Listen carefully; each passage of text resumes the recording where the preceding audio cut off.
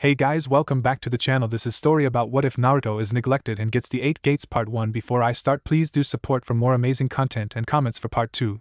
Do consider to subscribe my channel and share my video to your friends and check out the description as well. Let's start the video. Marino Ibiki was not having a good day. His talents weren't needed at the moment. All his drinking buddies were out on missions, his favorite sake bar was closed for repairs, and rent on his apartment was due. Add this on top of his usual grumpy exterior, and it was no wonder people were getting out of his way. His apartment was close, so he funneled some chakra into his legs, leapt across 2 rooftops, and started in through his window, until he heard the telltale grunts and taunts of a fight. Ibiki jumped down to the alley behind his apartment building and saw a set of people kicking something on the ground. He didn't know what they were kicking, but he knew whenever 6 people were around one thing kicking it on the ground, it generally wasn't good. Ibiki stalked towards the group who still hadn't noticed his presence, getting a better look at what they were kicking. His killer intent started spiking with each step as he realized that they were kicking the tar out of a kid. He couldn't have been 8 years old. Ibiki growled as he lifted his fist and knocked the first person into the wall of the alley. The second person was backhanded in a similar manner before the other 4 even began to react. That was when he got really mad. One of the people he was fighting was a chunin. It was horrible to find something like this taking place, but to have a ninja of his own village take part in it was just disgusting. Ibiki chose the chunin as his next target as the villagers realized just who it was and tried to run. Ibiki wasn't too concerned if they got away. He had gotten good looks at their faces, and they wouldn't get away from this situation without some kind of punishment. But right now, he was dealing with the ninja who would defile the principles of his village like this. The chunin drew a kunai, and that was all that Ibiki needed. Ibiki stepped into Chunin's strike and slammed a fist into his face, breaking his nose, and stripped him of the kunai, sliding it into his own kunai pouch. The other 3 had run off, but Ibiki had gotten a good look at their faces. They would be getting a visit from him, but right now, he had more important things to worry about, such as a beaten kid at his feet. Ibiki used a binding jutsu on the 3 unconscious people littering the alley, making sure that even in the unlikely event that they woke up, they wouldn't be going anywhere. After that was done, he turned back and was surprised. Marino Ibiki was not a man who was easily surprised. He had seen a lot of things that would shock many people speechless. He didn't get assigned as the second in command of the ANBU's torture and interrogation squad for nothing, and he was going to be the one who took it over once the current head retired. But what he was seeing now was truly surprising. The 6 or 7-year-old kid, the kid he had just seen getting beat by 6 full-grown men, was getting back up. The bear-sized man moved over to the blonde-haired kid and placed a steadying hand on his shoulder, only to have it shrugged off. "Easy, kid. You shouldn't move right now, not until someone's checked you out to make sure you don't have any serious injuries." The blonde-haired kid, who Ibiki had finally recognized as the QB container, scowled. "I'm fine. I've never had anybody help me like that before, and I've always done fine before. Besides, I'm Uzumaki Naruto and I'm going to be Hokage." Ibiki chuckled. "Well, if you can take a beating like that and get back up, you might be able to pull that off. Don't get your hopes up though. Now stop moving while I make sure you aren't too injured." Naruto muttered but didn't move. Being a specialist in torture, a lot of people wouldn't have thought that Ibiki would know much about taking pain away. But for those that thought about it, it made sense. One of the best techniques for getting information was putting someone on death's door then bringing him or her back. And the best way to make sure you didn't inadvertently kill someone was to have a serious knowledge of anatomy. So while Ibiki wasn't going to be a medic nin anytime soon, he knew how to fix someone up long enough to get them to someone who was able to really heal them. "Okay, you're good to move around, but you'll want to get looked at after we get where we're going." "Where are we going?" Naruto asked. "To see the Hokage." "The old man?" "I guess so." Ibiki kept his normal face but inside he was laughing. He'd never seen anyone be so disrespectful to the Hokage, but this kid did it without thinking. He said it like he would call the Hokage that to his face. But no one was that dense. "The Hokage will see you now," the chunin outside the Sandame's office said to Ibiki and Naruto, who were waiting after dropping off Naruto's attackers in some of Ibiki's cells. They entered the office to see the Hokage lighting his pipe with a minor katon jutsu. "Ah, Naruto-kun, what are you doing here? And with Ibiki-kun no less? You haven't been pulling pranks again, have you?" Though Sarutobi's words were chiding, he was smiling. "Hey old man. Why do you always think I'm pulling pranks?" Ibiki forced himself to keep from reacting. "The kid actually does call the most powerful person in Konoha old man. Perhaps because you are always pulling pranks." Naruto just laughed sheepishly and rubbed the back of his head. Ibiki was still running off his anger at the people who could do such a thing. "Hokage-sama, this is more serious than a simple prank." "Yes, I thought it might have been when you brought him to see me. So what is the cause for this visit?" "Hokage-sama, I was on my way home when I heard the sounds of a fight. When I went to investigate, I found Naruto here being beaten up by 5 villagers and a chunin." The Sandame's face hardened. "Naruto-kun, is this true?" "Well, I don't know if he was a chunin, but I know one of them had a hitite on his forehead. And I didn't prank them or anything. I was just trying to buy some food when they started chasing after me, calling me demon brat and stuff like that. But I don't want anyone to get into trouble because of me, Sarutobi interrupted before Naruto could get too far into his apology rant. Don't worry, Naruto-kun, it wasn't anything you did. Any punishment they receive is entirely because of their own actions. But I think I need to talk to Ibiki-kun alone for a moment. Please wait out in the hall until I call you back in. Okay, old man, but do you think we can go get some ramen after this is done? Sarutobi chuckled. We'll see, Naruto-kun. Alright. Ramen, here I come. Ibiki just stared at the door after it shut until the Hokage cleared his throat, bringing him back to the present. What happened? Like I said, I was going home. I was about to go in my window, and then I heard a fight. I found 6 people kicking the shit out of a 7-year-old, and then I stopped them. Just how did you stop them? I didn't kill them if that's what you're asking. I knocked out 2 of the villagers, the Chunin, and got a good look at the other 3. I would have tracked them down, but I was more concerned with the bloody lump at my feet. Much to my surprise, he wasn't a bloody lump, but already standing up and actually in pretty good shape for what had just happened to him. Now I know what he has sealed in him, but he shouldn't have to take a beating like that. He shouldn't be able to take a beating like that. I completely agree, Ibiki scowled. Then why does he? Sarutobi sighed. I really wish the Hokage was as powerful as people think he is. But I can't change people's minds, and if I try to get too close to him personally, people will say the Kyuubi has corrupted me, and my resignation would be called for. Then I wouldn't be able to help him at all. So I do what I can, and hope that people will overcome their feelings and see the boy as he is. I wouldn't count on that. People are going to be stupid no matter what you say or outlaw them from saying. They don't realize that if he really was the fox, they'd all be dead by now. I know. What did you do with the 3 you knocked out? They're waiting for me in some of the holding cells. I'll deal with them in the morning. Does Naruto even know why he was being chased? He should know, if only to know why he's shunned. And you heard him. He didn't want anyone to get into trouble, even after they beat him up.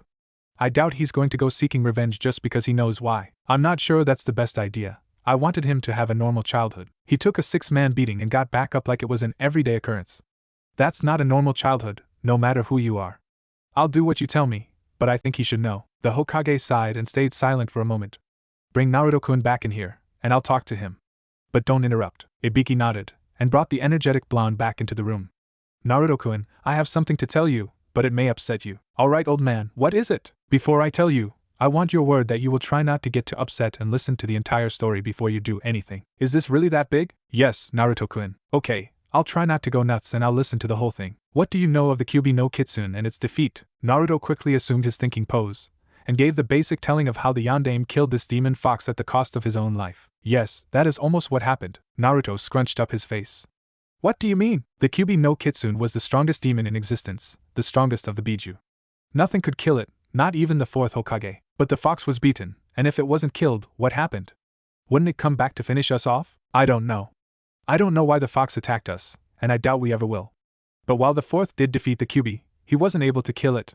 Instead, he used a sealing technique that would trap the Kyuubi in a human vessel, protecting Konoha from harm. Unfortunately, the only way to keep the Kyuubi from destroying its vessel was to use a newborn baby, whose chakra pathways were not yet developed.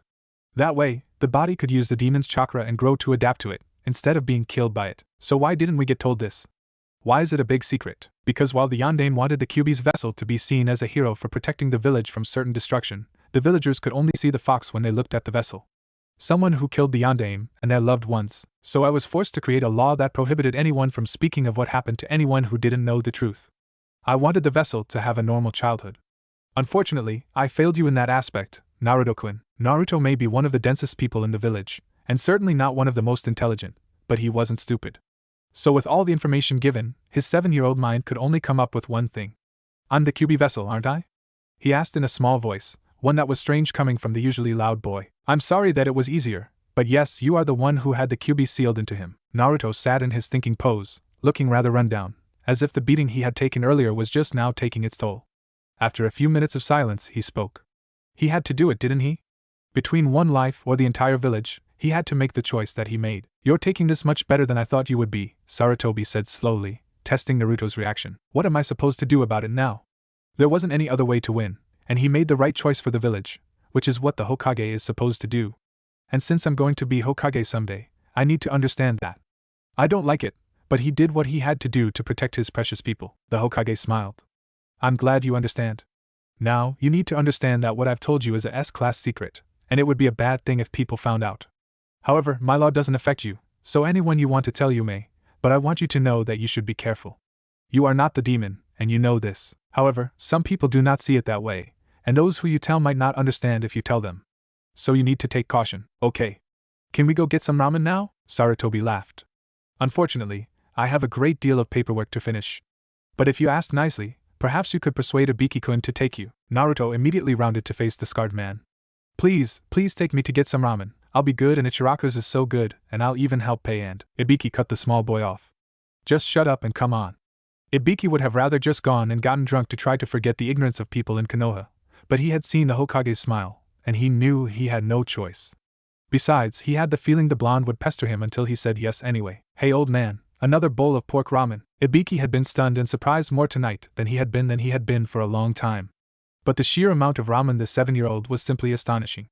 There was no place for the food to go, but Naruto simply kept eating. He didn't know how. Naruto was currently at 18 bowls and counting. Alright kid, I think you've had enough. Not to mention I don't have any more money. Let's get you home. Fine, Naruto mumbled, saying how he wanted more ramen. I'm not going to have you eat your way through my paycheck, even if you do want more ramen.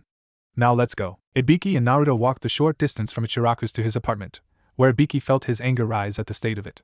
You mean the people you live with let their place get like this? Naruto looked around at his apartment. The only thing different from how it was normally was that there was a new rock that sat amongst the shards of a freshly broken window. He picked up the rock and set it over with the others, not even bothering with the note on it. He looked back up at the scarred jounin. Actually, this isn't that bad. The power's on at least. And what do you mean people I live with? You mean the people in the other apartments or something? You live here by yourself? Naruto hesitated. Yeah? But I can take of myself, Ibiki scowled. He wasn't normally this helpful to anyone, but quite frankly, not many people deserved help as much as this kid. And nobody deserved to live here.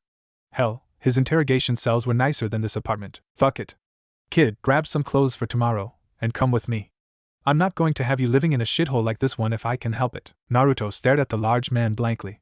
Okay. Naruto grabbed a change of clothes, then the unlikely pair set out towards Ibiki's apartment. Ibiki was definitely upset by the glares the villagers were giving the blonde beside him, only to avert their eyes when they saw whom he was with.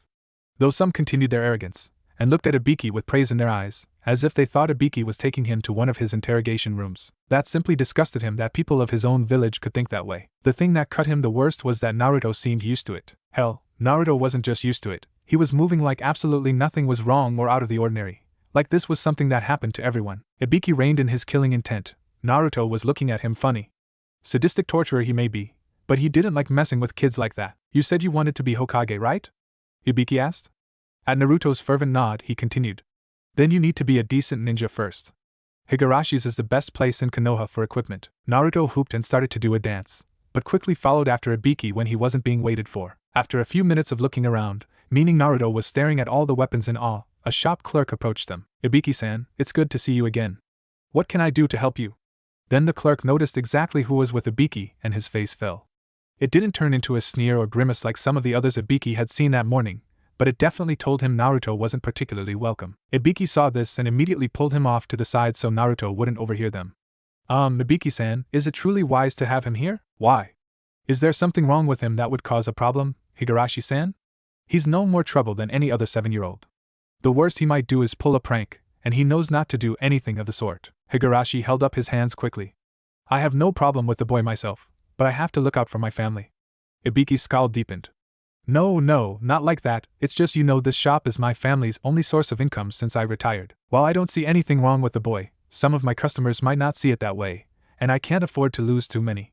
I'm looking out for my family's best interests. This is a shop for shinobi equipment, which means the only people who need to be shopping here are shinobi. And if a shinobi can't get over stupid prejudices, I'm not sure I'd want to associate with them. Anyone with half a brain knows that boy is not the demon, and if he was, Konoha would have been destroyed 10 times over for the crap he's been put through here. Higurashi looked shocked. What do you mean? I know some people don't like the boy, but it can't really have been that bad, could it? Last night, he was getting beaten up by 6 people, and who knows what would have happened if I hadn't stopped them. Later that night, he was treating life like everything was normal, and it was a common occurrence. With these people, it probably was. And besides, his dream is to become Hokage. I told him this was the best place for equipment in Konoha. I doubt he'll want to go anywhere else now. Not to mention your daughter seems to have taken a liking to him already.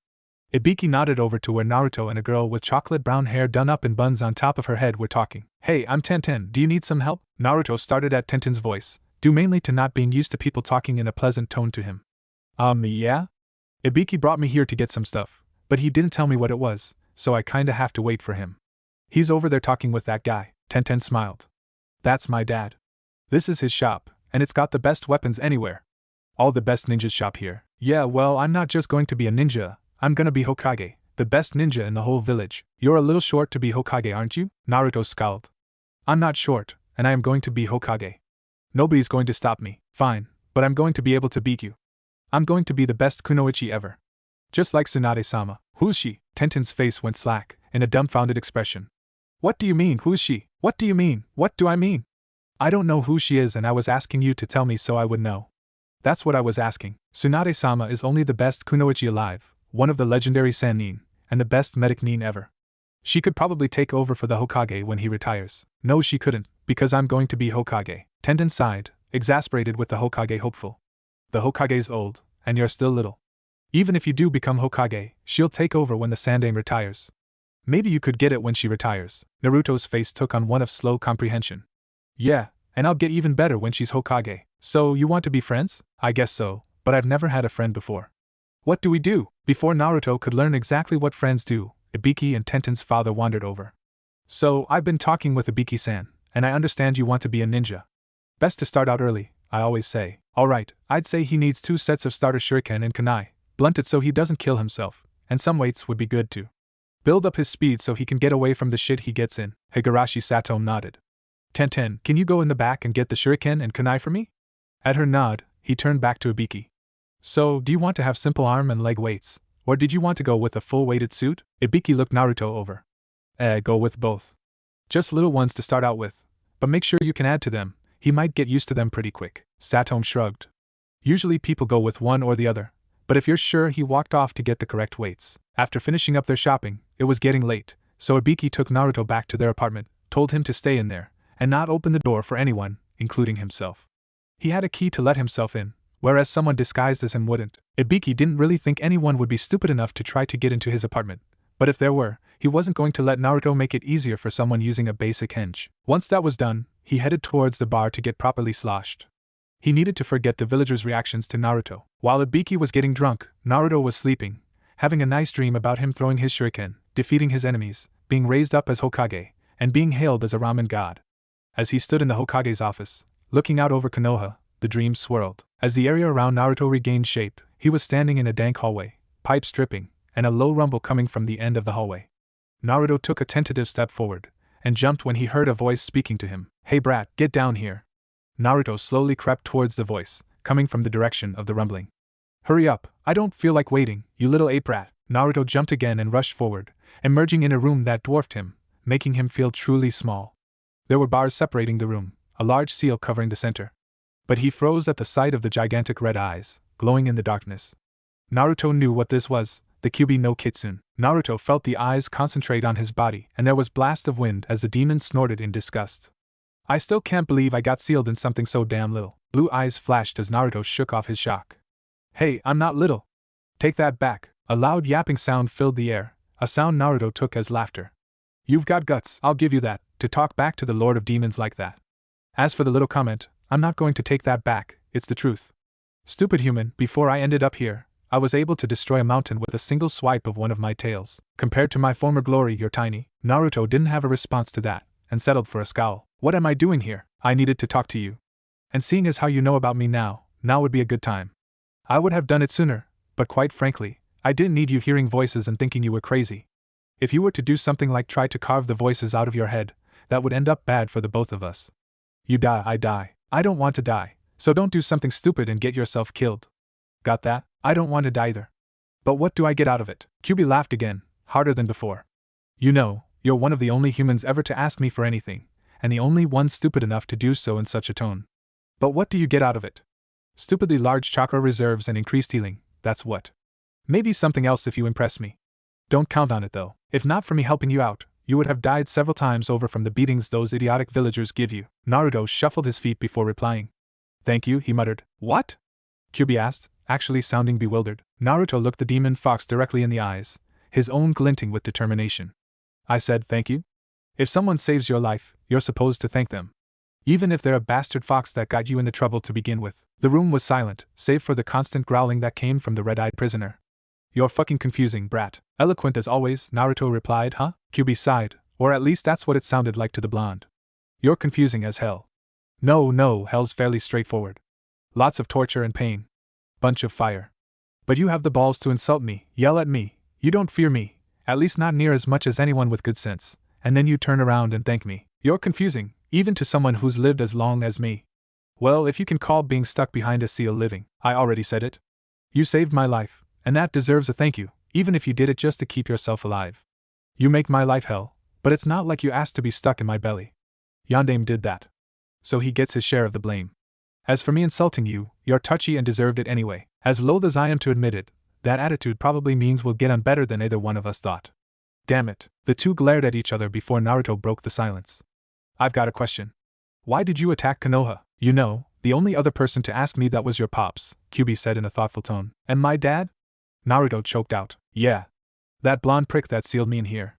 Unsurprisingly, also the only other person to look at me like you do. Determination to the point of a death wish and very little fear. The reason is very simple. I was asked to. Who would ask you to do that? The Kami. The Biju are incredible demons, but unlike other demons, we do clean up work when shit goes bad. Though we probably wouldn't do it if not for the fact that Kami could beat all 9 of us with his arms tied behind his back and blindfolded and still not break a sweat. Crazy person about to destroy the world? We get orders to go eat them. Everybody else passes it off as us just being demons. Happened a long time ago, when you stupid humans got too advanced and power-obsessed for your own good, and all 9 of us had to be called in. Took out damn near the whole race before we got called off. What do you mean too advanced and power-obsessed? I mean you stupid ape rats creating shit that would kill everything on the planet with the push of a button, and threatening to use it over petty differences. And you wonder why demons hate you. But why did that mean you were called in to attack us? Konoha doesn't have anything that could do anything like that. Well, you finally seem to be using that little brain of yours. We get called in whenever something gets too big for you to deal with, or when one of you stupid ape rats gets too close to breaking the natural order of things. Konoha had that in the shape of a snake bastard called Orochimaru. Got too close to immortality for comfort, so I was called in to stop him, considering this village is in my territory. Orochimaru? I've heard villagers say things about him. But he's a missing nin now. He got chased out before you attacked, I know that now. But Konoha was where the Kami told me to attack. So that's where I thought he was. Of course, after being sealed in you, I'm not sure that wasn't his plan all along. Maybe he's got something big planned for you, but when your shinobi started to attack me, that was more proof that you were hiding Orochimaru to keep him from killing him. As for eating the ones who attacked me, I was hungry, so you were just doing your job when you attacked us? An absolute oversimplification of what was actually divine punishment, but yes. So was there any other reason why you interrupted my dreams? I'd like to get back to them, QB growled. Listen, brat, I may be stuck in this cage, but I'll be damned if I let you talk like that for too long. I'm still a hell of a lot more powerful than you and can make your life hell. Naruto jumped up, interrupting the Biju's rant. You already do, or don't you remember all the shit the villagers put me through? You make my life hell, and anything else you throw at me, I'll overcome it. Sit down! QB roared. Yes, your life sucks. Yes, people are mean to you. I'd like to do something about that, but I can't. So stop complaining and show me a little respect. You'd really do something about it if you could? I may be a demon, but I've got honor. More honor than most demons and definitely more than most humans. I don't like innocents getting hurt. And you, brat, are an innocent in this situation. You technically prevent the people of your village from dying every day, and you get shafted because of something that's not your fault. I don't like that. You're weird. What? You're weird. You bounce back and forth way too much. I've been alive longer than you can comprehend. I've seen more than you will ever know. I have my own reasons why I am the way I am. So are we done? I don't feel much like talking to you anymore, but there is something you should know. Don't bother trying to talk to me day to day. I don't need people thinking you're crazy talking to yourself. The only time we can communicate like this is when you're asleep, unconscious, or if you're specifically meditating to talk to me. Now get out. And with a final snort, Naruto was blown out of the room, and awake, staring at the scarred man who had taken him in. Kid, wake up. We've got some stuff we need to do today, Ibiki said as Naruto blinked the sleep from his eyes. Was it? Get up before I dump you out of the bed. I need to go into work today, and you need to get signed up for the academy. At that, Naruto started moving much faster. He definitely wanted to be in the academy. After a short breakfast and walking across the village, Ibiki and Naruto were waiting in the sign-up line, some of the other parents throwing the blonde dirty looks. Once they finally got up to the front of the line, and got Naruto's name on the list, a young chunin named Iruka was manning. It was later than Ibiki had planned on. But that didn't stop someone from calling out to him. Ibiki-san! I didn't know you had a kid. The scarred man turned and saw a familiar man with long blonde hair waving at him. Inoichi, didn't expect to see you here. Wasn't your kid going to own your flower shop? Ibiki didn't hold anything against Inoichi for being in the flower business. It was part of his family, and hell, it was how he met his wife. The blonde chuckled. She is, but apparently she's also going to be the best kunoichi of her generation, if you can go by her words. Ibiki smirked. If we're going by what they say, I'm dealing with the future Hokage. Inoichi smiled mischievously. So who's the kid? I know you don't have a woman in your life, and even if you were able to hide that from me, there's no way you'd be able to hide the fact that you made a new addition to gene pool. Inoichi looked down at Naruto once more, taking in whom it was. Only a trained jounin such as Ibiki would have noticed the shift in Inoichi's face, but it was there. Then the blonde made a slight hand gesture that signified that he wanted to speak in private. Figuring it would be good to nip this in the bud, Ibiki went with him. After Ibiki set up a personalized privacy jutsu, Inoichi opened his mouth, but Ibiki cut him off. Before you say anything about he who is in his stomach, you need to get that out of your mind right now. Do you want to know how I met him? Yes, I'd like to know what you're doing with the demon boy. You know, I thought you were smarter than that. He's not a demon boy. If he was as you say he is, we'd all be dead. Last night, I was going home, and I hear a fight. Not one to turn down a fight, I go looking, and I find the kid taking a 6-man beating. I put a stop to it, and then he got up and told me he had never had any help before, and that he was going to be Hokage. Then, once we were in the Hokage's office, he said that he was trying to buy some food when they started chasing him. After taking a 6-man beating, for no reason other than something he can't control, do you know what he said? He didn't want any of them to get into trouble because of what he did. Does that sound anything like what a demon would do in his spot? No, Inoichi admitted grudgingly. And tell me, if he really is as you say he is, would you say it's a good idea to treat him like shit? Because I don't think treating a demon like shit is a good way to stay alive. I know that, but every time I see him, I remember my brother and how he died in the attack, and I can't help but get angry, Inoichi protested. Both my parents and my little brother the same way, but I don't blame him. Don't hate the jailer for the inmate's crimes. It's stupid and petty, and I thought you were above it. Think it over, and talk to me later. With that, Ibiki released the jutsu and walked off with Naruto. Naruto sat down in front of the Hokage, intent on telling him what he had talked about with Kyuubi the night before, but one question was plaguing his mind. Hey old man, what do you know about my parents? The man called the professor looked up. Why do you ask? I, had an interesting conversation last night. With whom? Please don't be mad. The Kyuubi. Sarutobi's face hardened. Is the seal weakening? Do you feel any different than normal? What did the Kyuubi say? I don't think the seal's weakening, but I don't know what it would feel like if it was though. I don't feel any different, but I just got signed up for the Ninja Academy, so that's pretty cool. And Kyuubi was kind of rude and called me a bunch of names and told me why he attacked back then and that we were stuck together until I die, and he wants to keep living so I'd better stay alive. But he also said that my dad was the yondaime. I would like to check the seal after we're done talking, and it's good to hear that you got in. As for the Kyuubi, this is interesting. He really said that your father was the yondaime? Naruto screwed his face up in concentration, a comical sight if there ever was one. Well, he didn't come out and say it. I asked him why he attacked, and he said that the only other person who ever asked was my dad. Then I asked about my dad, and he said that it was that blonde prick that sealed me in here or something like that. That's all he said about it. I'll look into this, and while it may explain a number of things, I don't want to get your hopes up. What things would it explain? Naruto asked, genuinely curious. Such as where Erasure got a baby at the last second. Why you look so much like the fourth at his age. You see, Yondaime was ready to make any sacrifice for his people, and this is something that he would have done. He would not have wanted to take another person's child over his own. He would not have wanted to do this to anyone, but if anyone, it would be with his own son. He would have believed you strong enough to continue on no matter the circumstances, just as he did. But again, I don't know if this is true. And for that I am sorry. I do wish I could tell you more, if only to give you a little peace. Naruto was silent for a long moment, and then he looked up. I think I understand. He put his people first. That's what a Hokage needs to do. I'm glad you understand that now.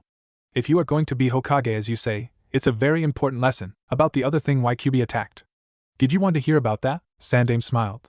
Yes, I think I would appreciate that greatly. Well, even though Kyuubi was always throwing out insults, I don't think he was lying, so that's the only reason I'm telling you. He said he was doing his job. That whenever humans get too close to something that's truly forbidden or going to destroy the world or something, him and the other Biju go out and stop it for the kami. He attacked Konoha because someone was getting too close to immortality, which is apparently a big no-no or something. Someone called Orochimaru or something. Orochimaru? Sarutobi clarified, his voice steel. Yeah, that was it. I see. Well, we'll just have to add that to the list of his crimes. Causing the near destruction of Konoha. He really is one of my greatest mistakes, the Hokage said, mostly to himself. If there's not anything else, I have a great deal of paperwork, but I'm sure we'll see each other again soon. I thought about what you said. Ibiki looked up from his sake and saw Inoichi sitting next to him. 2 days? Here I thought you wouldn't be back before a week. Haha. I wanted to make sure I had everything straight in my head first. Nothing's straight in that head of yours. You've been screw loose forever. It's all that mind jumping you do. Was everything you said really true? It's probably worse than I told you. For as loud as that kid is, it's hard to get him to open up about the things you want him to. Inoichi put his hand over his heart in mock shock. Marino Ibiki? The great interrogator? Bested by a child? Ibiki fixed him with a glare. I want the kid to trust me. The only person he does even somewhat is Hokage-sama, and that's it. A 7-year-old shouldn't be that paranoid, even if you're going to raise him? The interrogator scowled. Don't even think about messing with me over this. You didn't see the shithole that kid was living in. The rats had sense to move out. He was happy the power was connected. I wasn't going to make fun of you.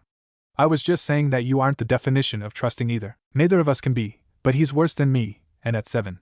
It's wrong, and it needs to stop.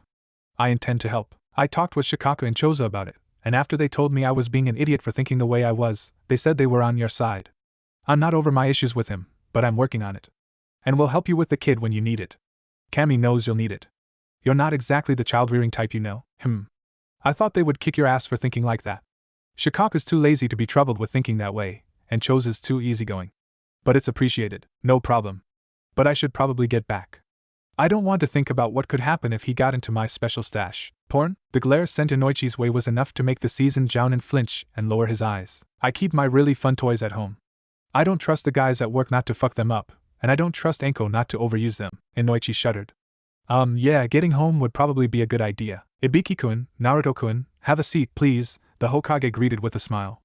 I believe I have some information that may interest the both of you. What's that, old man? Is it about my dad? You said you were going to look at it and see if there was anything that proved it, Naruto asked eagerly. I'm not completely sure.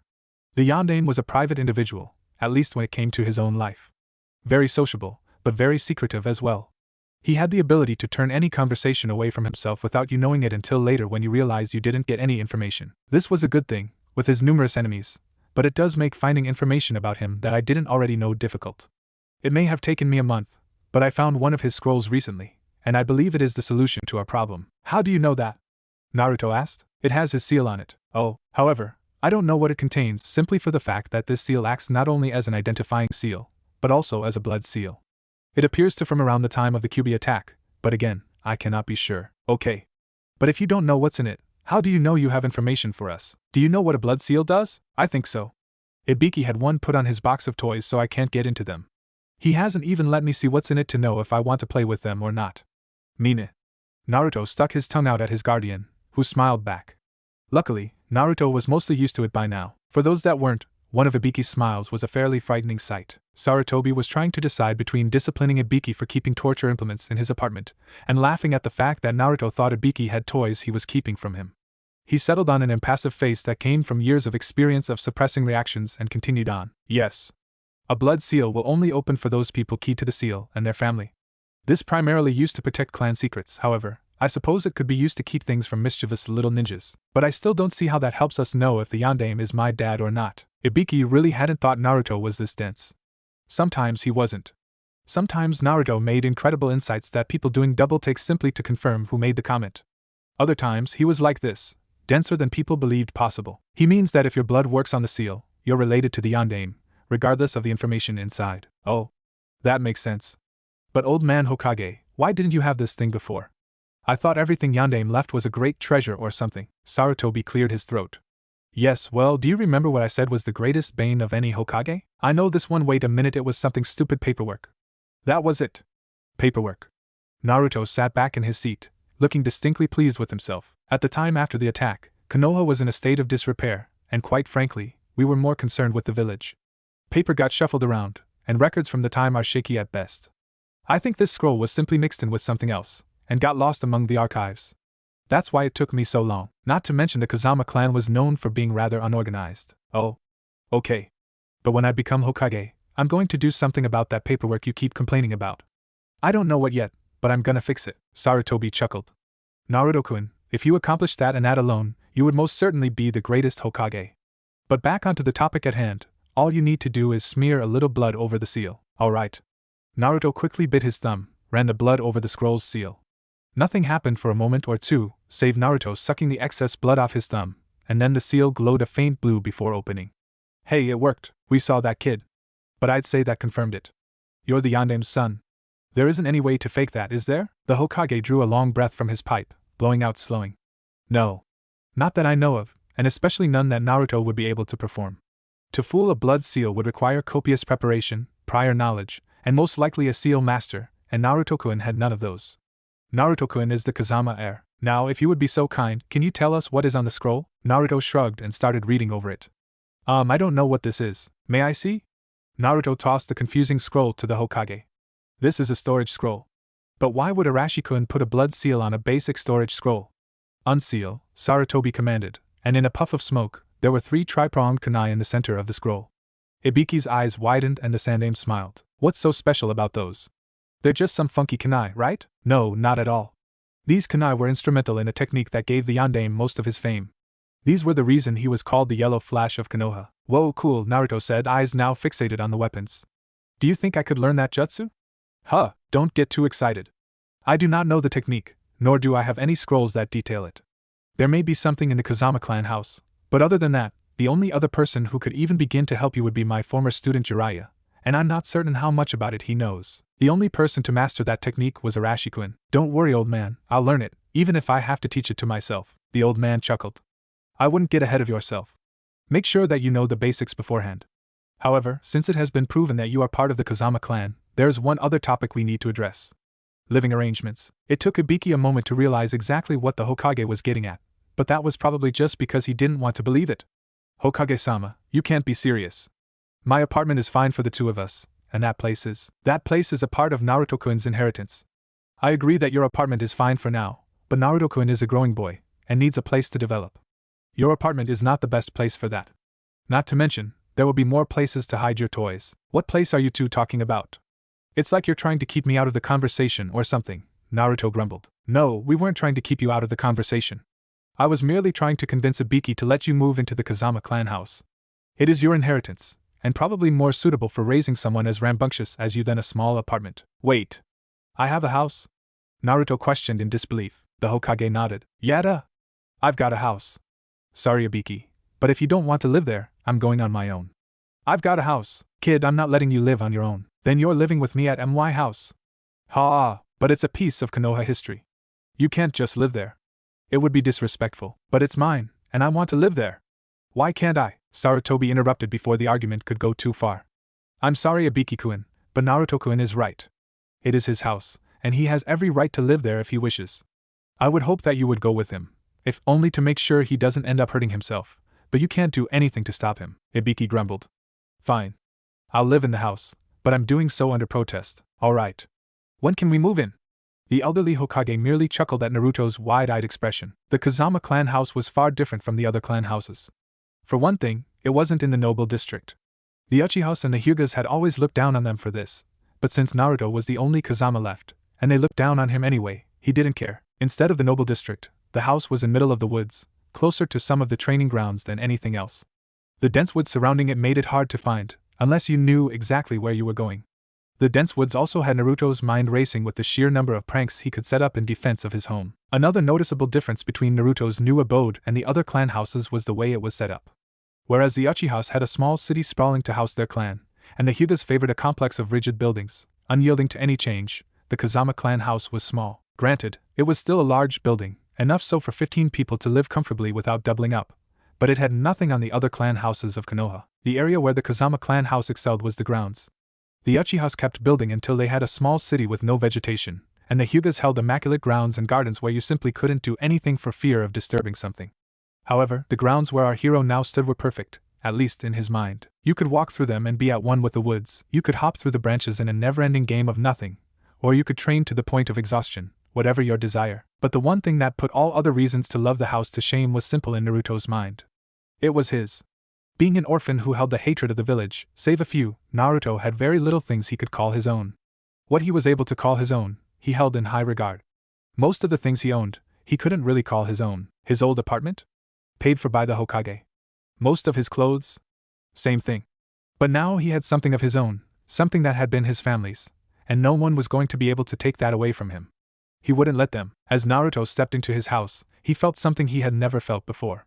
He felt at home. He had lived places before, but never felt like he could really relax and call it home. His apartment was barely fit to live in, and while Ibiki's place was a lot better, it wasn't home. "So kid, what do you think?"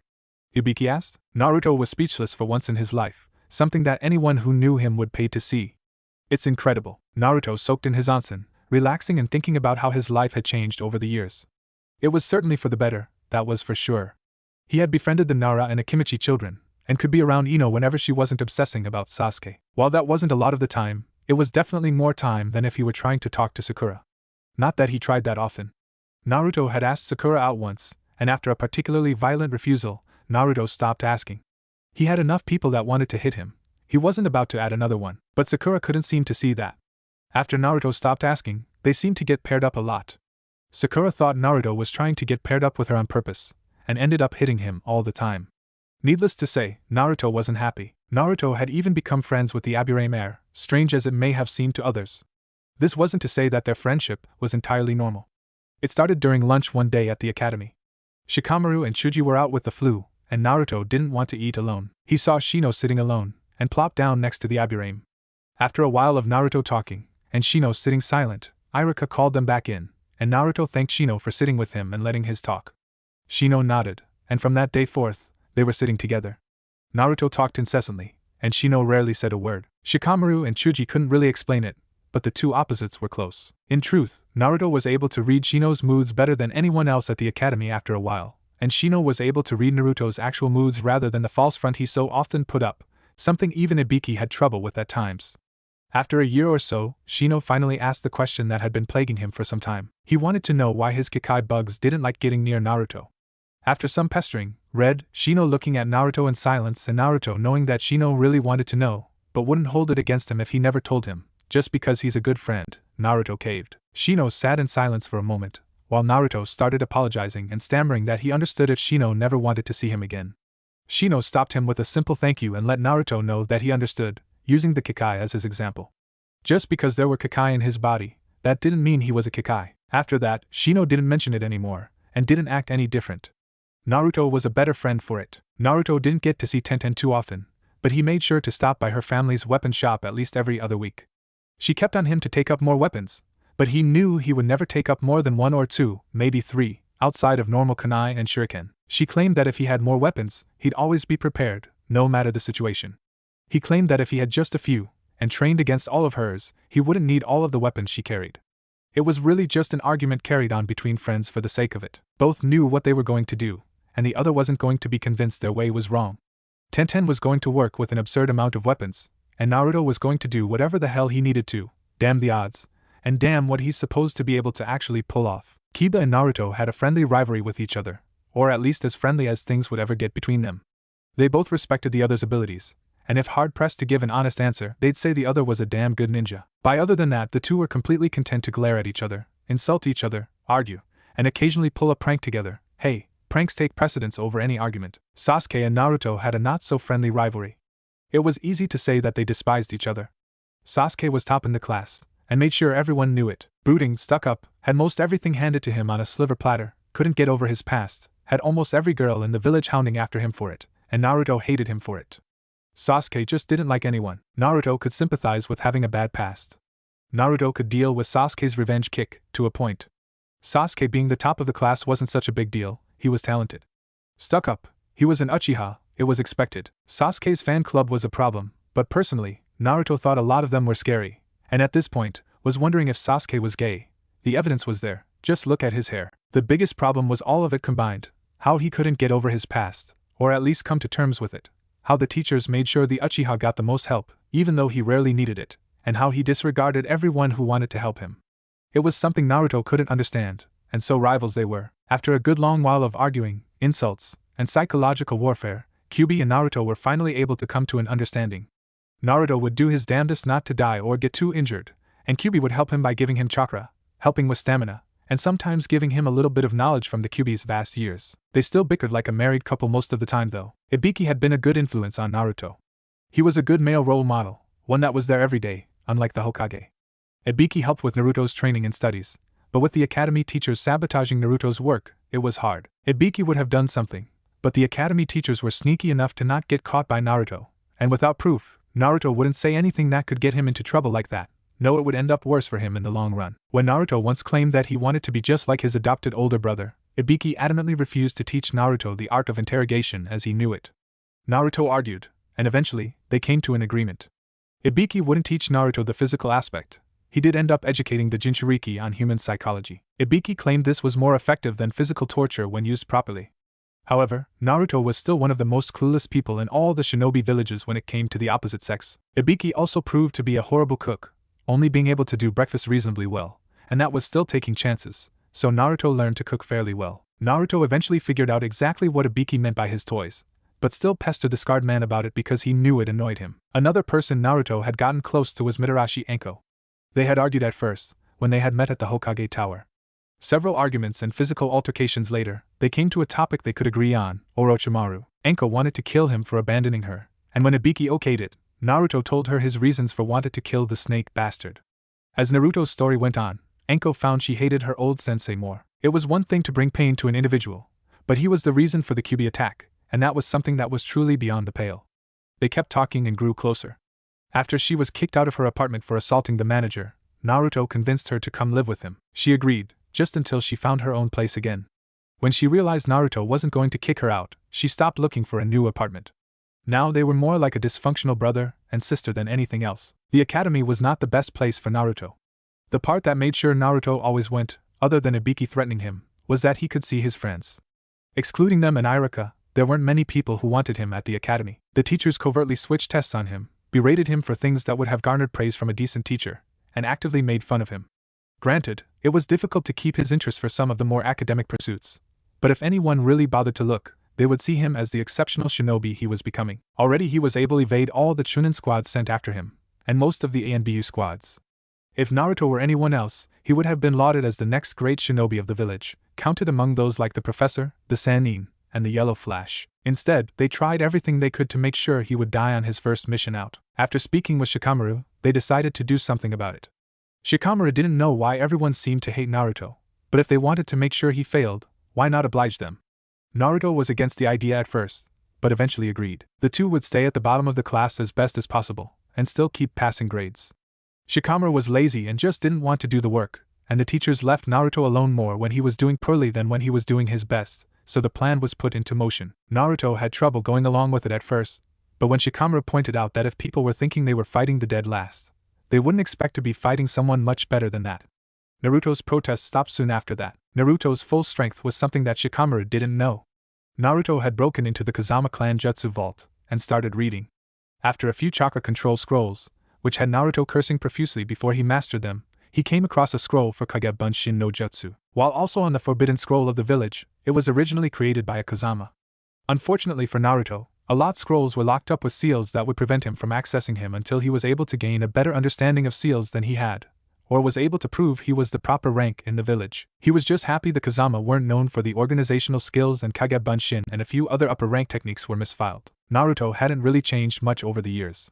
He had gotten stronger, a little more mature, had become accepted by a few of the clans in the village, but he was still Naruto at heart. He played pranks as often as possible, ate as much ramen as he could, and with Ibiki's cooking, they spent quite a few meals at Ichiraku's. Called the Hokage Old Man, was the shortest person in his academy class, and rather sensitive about it too, and proclaimed he would become Hokage. He still wore his orange jumpsuit, no matter how often Ibiki tried to get it away from him, thought he had a weight suit underneath it, and a trench coat reminiscent of Ibiki's now. All in all, life had been pretty good to Naruto over the years. Little did he know that his most life-changing moment was yet to come. Naruto snapped his eyes open, sitting in the middle of a training field, just after dusk. He had been meditating to talk to Kyuubi. The Demon Lord had decided that Naruto had earned another lesson, and so Naruto was out in one of the remote training areas where no one would bother him while he was in his mind. But when Naruto opened his eyes, there was someone there. There was a woman with long blue hair and a black cloak with red clouds standing in front of him. "Hello, Naruto-kun. You need to come with me. My organization needs you," Naruto snorted. "Yeah, right. I'm not going with you. I don't even know you. Go away, I need to train." The woman with blue hair shook her head. "I'm afraid you don't understand. It wasn't a request. You will come with me right now." "No. I don't want to. Now leave me alone." The blue-haired nin stood still for a moment before launching herself straight for Naruto. Before the blonde could react, the nin's fingers were glowing and slammed directly over the seal on his stomach. Pain. That's the only word to describe it. Pure, unadulterated pain. Naruto felt as if his skeleton shattered all at once as his skin melted off. It only lasted for a second, but the agony felt like days. Darkness, brat. Get up and listen to me. Whatever that bastard just did screwed us up. The seal's weakening, and we need to do something to stop it. What are you talking about? If you don't listen to me and do exactly as I say, we're both going to die. And the resulting chakra explosion's going to take out your whole damn village. We need to move. You're going to wake up in a minute or two, and you need to write a note to that old man leading your village so we don't have people chasing after us. Whatever that bitch did to us sent out a massive chakra wave, and once people stop being scared out of their wits, they'll be investigating what's going on. What I have planned can have people around us. We're just lucky whatever that girl did to us backfired and killed her, so we don't have to worry about that. And to ease your fears, I'm not asking you to release me. Now wake up and move. Sarutobi landed in the clearing, clad in his full battle gear, flanked by 3 A and BU squads. In the center of the clearing, there lay a smoking body and a scroll. The wave of chakra had disappeared as quickly as it came, and Sarutobi wanted to know what the hell happened. Sarutobi advanced first, making sure the body was exactly that, a body, and not a trap. That confirmed, he turned his attention to the scroll. It looked hastily rolled, and was marked with "Hey old man" in Naruto's even hastier scrawl. Chuckling, Sarutobi checked it for all the traps he could, and finding none, opened it. Old man, I took this scroll off the dead guy and I don't have a lot of time, cause if I don't leave soon, I'm gonna die. The blue-haired bastard messed up something with the seal, and Kyubi says that he has a plan to fix it. It's not to release him, cause that would kill us both or something. But if I don't leave, we'll both die, and we might end up destroying the whole village. So I'm going somewhere else to do what needs to be done to protect everyone, and you shouldn't send anyone after me. And you can't send any hunter nin after me, since I'm not a ninja yet. Ha! I'll be back for my genin exam. Bye, Naruto. P.S. If it helps, the girl said her organization needed me for something. Hokage-sama, what are our orders? Sarutobi sighed. Collect any evidence you can that tells us what happened here. Bring the body back to the tower. We'll have our experts look at it. Yes, Hokage-sama. Sarutobi steeled himself as he called in the 2 people he knew would take the previous night's events the hardest. Ibiki and Enko walked in, their faces flickering between irritation, anger, and worry. Is this about my Otuto? He didn't come back last night from where he was training. If those damn villagers did anything to him, I'll kill them, Enko ranted. No, I won't kill them. I'll take them, and put them in the forest of death for a few weeks, and then I'll kill them. Maybe I'll. Sarutobi held up a hand. Enko-chan, this does have to do with Naruto-kun, but as far as I know, the villagers had nothing to do with it. Last night, Naruto-kun was attacked by an unknown nin. Apparently, this person did something that corrupted the fourth seal. This resulted in the chakra wave that we all felt last night. Naruto-kun left so he could attempt to fix the seal. He left a scroll explaining what was happening. Before Sarutobi could continue, and before Enko could get any angrier, they felt a chakra explosion from the north. Unlike a normal chakra explosion, that exploded and faded away, this one kept building in strength. It was easily recognized as the Kyubi's chakra. Everyone who was alive for the attack remembered it well. It grew to the point where even the most experienced and hardened of shinobi were staggering and shaking under its weight. And as it came to the point where people thought they were going to die from the sheer force, it disappeared. It didn't fade from existence. It simply wasn't there anymore. He and Bu were in the Hokage's office immediately, waiting for orders. Enko knew better than to interrupt. Sarutobi was in his command mode. I will be going with you to investigate what just happened. 3 units will be going with me, as well as Enko and Ibiki. We leave in 15 minutes. Go! Sarutobi, Enko, and Ibiki weren't at all reassured when all they found at the epicenter of the chakra explosion was scorched earth, and a few tracks leading away before disappearing completely. Sarutobi walked into his office early in the morning, as was his custom. As he entered, he stopped short, and a kunai found its way to his hand. And for good reason. There was a rather large fox with a bag around its neck sitting on his desk. Please do not attack me, Hokage-sama, the fox requested in a pleasant tone. I bring word from Naruto-sama. The fox then poked his nose around the bag that was thrown over his neck. A moment later, he pulled out a scroll and placed it on the desk. Naruto-sama wishes for you to know that he plans to write in another month or so. The fox bowed his head and disappeared in a puff of smoke. Hey old man, I know you're probably pretty angry with me for taking off like I did, but it needed to be done, and it's worked out in the end. I'm fine for now, and I'm training my butt off to make sure I pass the genin exam in a couple of months. I'm not going to tell you what happened a month and a half ago, because you probably won't believe me, and if this gets intercepted, and I don't think it will, I don't want it read by the wrong person. Just know that I'm fine and will be back in a few months. I just need to make sure I have a few things under control before I come back, because I don't want anybody freaking out. And you should probably tell Tenten, Shikamaru, and Chuji about my fuzzy little secret. I don't know how well I'll be able to hide it from them, and they deserve to know anyway. You should probably let Ino know too. She may be loud and obnoxious, but she is there for you when you need it.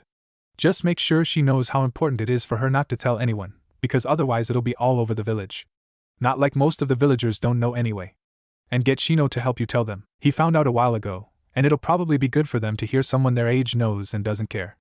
Tell Enko-ne-chan and Ibiki Aniki that I'm doing good and that they shouldn't worry. I know they are, but they don't have to, so they shouldn't. Make sure you don't run my village into the ground while I'm gone. Naruto, the future Hokage and greatest shinobi ever. Sarutobi read the scroll several times before setting it down on his desk, leaning back in his chair, taking a long draw on his pipe, and sighing deeply. Naruto-kun, what are we ever going to do with you? You make my day when I hear from you, and make it so much harder at the same time. Sarutobi thought the meeting with Naruto's friends went better than expected. Shikamaru had already had suspicions, and Chuji didn't much care. Naruto was Naruto, in his book. Unless something happened to change that, he wasn't about to stop hanging out with him. Tintin thought about it for a while, and while she wasn't completely okay with the thought, especially since someone she trusted had kept something like that from her for so long, she wasn't going to discriminate against him. Naruto hadn't done anything to misplace her trust, other than run off and not tell her about the Kyuubi, but she could beat him up for that later. Ino was the worst though. She freaked out when she heard, and it took nearly 5 minutes to get her calmed down. Shino was a big help, as Naruto predicted. He picked up a glass of water, and asked Ino if the glass was water, or just a container. After getting over the initial shock of hearing Shino actually speak more than 3 words, and a little more reasoning, Ino was fairly well convinced that Naruto wasn't about to go on a rampage through the village. However, after this, he told them all some of what Naruto had had to endure over the years, and they were less than happy about the stories they heard. Ino and Tenten were by far the most outraged. Chuji was wearing an expression they had only seen when someone insulted his weight, and even Shikamaru had abandoned his lazy expression for one of annoyance and determination. He would have been outraged as well, but that would have been too troublesome. Shino once again proved his worth for being there by telling them all that it would do no good to get upset. The villagers weren't going to change their minds just because a bunch of children. This earned death glares from both Kunoichi, but Shino didn't seem to notice, got upset with them. It would be better if they did their best to make sure Naruto was seen in the best light possible, and to help him achieve his dream. When Ino scoffed at Naruto becoming Hokage, Shino fixed her with a glare. He said that Naruto had the sheer determination necessary to become the leader of the village, and obviously loved the village, proved by the fact that he hadn't gone nuts and tried to kill everyone yet. If there was anyone worth being Hokage, Naruto was it. Everyone had their own reasons for becoming ninjas, but Naruto's was the one that a Hokage needed, to protect those that couldn't protect themselves.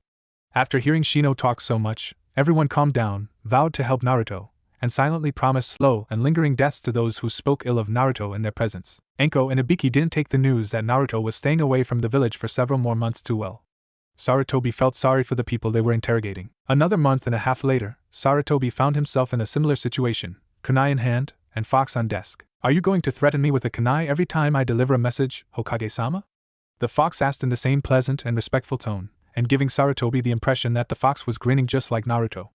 I once more bring you news from Naruto-sama. After rummaging around in his bag for a moment, the messenger fox placed a scroll on the desk, gave a respectful bow of its head, and disappeared in a poof of smoke. Sarutobi sighed and made his way over to his desk, wondering what kind of headache Naruto was going to give him this time. He loved the blonde, but he really could be trouble sometimes. Hey old man, figured I'd write and tell you what I've been up to out here. Training has been taking up most of my time, and I keep moving around, seeing if I can help out with things to earn some money so I don't end up going hungry. I've gotten really good at some of the stuff. Some of the places have even enlisted my help with breaking up bandit camps, and I've just met up with these 2 really strong nins who I've convinced to train me for a while. I'm still going to be back to Konoha for the Genin exam, but I'm not going to pass up this chance to learn a bunch of new jutsu. I'm having a lot of fun, so you really don't need to worry. Tell everyone who still wants to be around me that I miss them and I'll be back in a couple months. Naruto, future Hokage. Sarutobi sent for Naruto's friends and family, upset that Naruto had such little faith in his friends that he believed they would abandon him, glad that Naruto hadn't given him anything to worry about in this message, and only slightly concerned about the 2 nins Naruto mentioned training him. After all, Sarutobi trusted Naruto's judgment, and if Naruto trusted them, he would have to as well. It wasn't as if he had any hints on the Naruto's location. 2 months later, and Sarutobi was actually able to control himself from bringing a kunai to his hand when he saw the messenger fox sitting on his desk. Once again, the fox gave him a scroll and left before Sarutobi had a chance to ask the fox how it managed to get inside the tower. Hey old man, I've had to split up with the people I was training with, so I'll be heading back to Konoha now. I'm a lot stronger, and you won't believe some of the stuff I've learned. Anyway, I should be back in the village in 3 weeks or so, and that leaves plenty of time before my exam in case I get held up with something. See you then, and can me help you if you've messed up anything in my village for when I take over. Naruto, future Hokage. I don't know what he's talking about with plenty of time, he's only allowing a week grace period. It will be good to have the blonde bundle of energy back in the village again though. A month later, and Sarutobi was wondering where Naruto was. He said 3 weeks, and had claimed he would be back in time for the exam, but it was the day the academy class supposed to test, and so far, there had been no sign of Naruto. Sarutobi exited his house and sweat dropped. Naruto was back. The Hokage monument was painted, fairly well, with various designs, swirls, and mocking signs. The Shodai and Nidame's faces were the most lurid faces, covered in the most designs.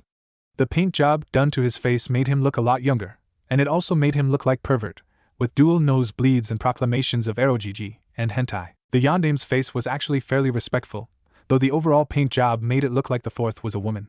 Seeing the sight after 6 months of no Uzumaki-style pranks, Sarutobi laughed out loud. I just wonder if he can still outrun the ANBU patrols like he used to be able to, the Hokage muttered as he started off towards his office. Sarutobi walked up to his office, and was greeted by a sight he honestly hadn't expected.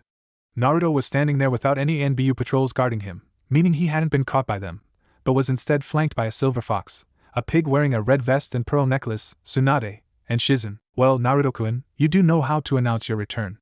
It's good to see you haven't lost your touch. Tsunade, Shizen-chan, welcome back to Konoha. Why don't we go inside to catch up? Sarutobi didn't wait for their responses, just walked into his office, knowing they would follow. As they sat down, Sarutobi pulled 6 seal-covered slips of paper, channeled chakra into them, and one flew to each of the walls, the ceiling, and the floor.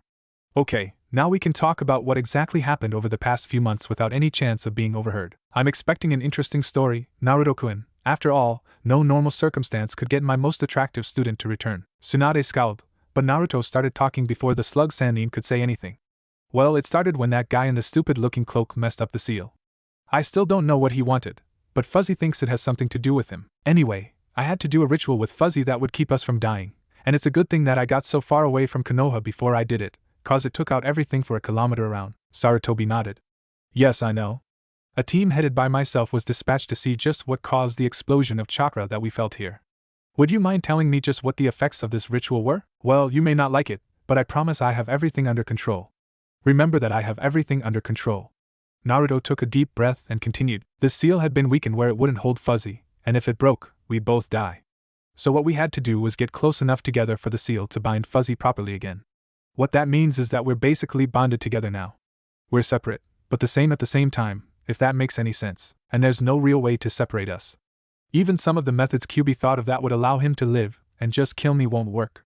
They'd end up killing us both. Who am I talking to right now, Naruto or Kyuubi? Asked Sarutobi, covertly gripping a kunai under the desk. Naruto frowned. Now that's just rude, old man, it's Naruto. Fuzzy doesn't get any time outside unless I summon him. And even if Fuzzy were here, he wouldn't be trying to destroy Konoha like you think. He says that only humans keep grudges for that long. Demons get mad, fight, and get over it. Humans are a lot more foolish. You say that as if you aren't human anymore, Sarutobi said tightly. Well, that was another one of the things that happened because of the ritual. Don't freak out. Please. Bachan did, and she hits really hard. As if a demonstration, Tsunade smacked Naruto in the back of the head. I've told you not to call me that, brat. As Naruto picked himself up off the floor, he sent a glare at Tsunade, but contained himself and didn't yell at her like he wanted. Instead, he placed his hands in a seal and pleaded with Sarutobi once more, don't freak out. Release. As the large puff of smoke cleared, Sarutobi's grip on his kunai tightened, but he didn't throw it, just because he trusted Naruto, and if Tsunade had seen it, and wasn't trying to keep Naruto from doing it, things couldn't be too bad. Where Naruto had been standing, there now stood a person that was Naruto's height and build, and held many similarities to Naruto, but wasn't quite Naruto. The new Naruto had Naruto's blonde hair, but there were also several silver streaks running through the hair. 2 silver fox ears twitched atop Naruto's head, the very tips of familiar blonde color. Blue eyes veined with silver-held slit pupils, and familiar whisker marks were much longer and deeper, reaching the very edges of Naruto's face. Elongated canines poked at his lips, and claws were the only way to describe Naruto's fingers. But the biggest surprise was what was behind him. 3 swaying, flowing tails, silver and tipped with orange-tinted blonde, grew from the base of Naruto's back. Naruto held up 2 clawed hands in a defensive gesture. Hold on there, it's still me. Actually, it's more me than before. This is what I really look like now. I was using a demonic illusion, one you can only see through if you have some demonic chakra going through your coils. Of course, keeping it up all the time is kind of tiring, but when I take it down, I'm a lot stronger cause I'm not suppressing the Yuki or my Hanyu chakra anymore. When the ritual bonded Fuzzy and me, it flooded my chakra system with demon chakra. Because the seal had already adapted my body to accepting and using Yuki, I didn't die. Instead, I became this, a Hanyu, a half-demon fox. And like I said, I'm a lot stronger in this form because I don't have to worry about keeping up the illusion all the time. But don't worry, I'm in complete control. Like I said, Fuzzy doesn't have any time outside unless I summon him. And how would you summon him? Well, I suppose like any other summon. I am the holder of the Kitsune contract after all, and Fuzzy is the boss Kitsune.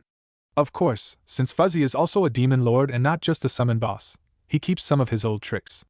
And part of the deal I have with him is that I let him out to have a night on the town every once in a while. Sarutobi couldn't control his confusion as it blossomed on his face. Just how can a gigantic nine-tailed fox demon have a night on the town? Wouldn't people run screaming? Naruto rolled his eyes. Well yeah, but he doesn't go to town as a giant fox.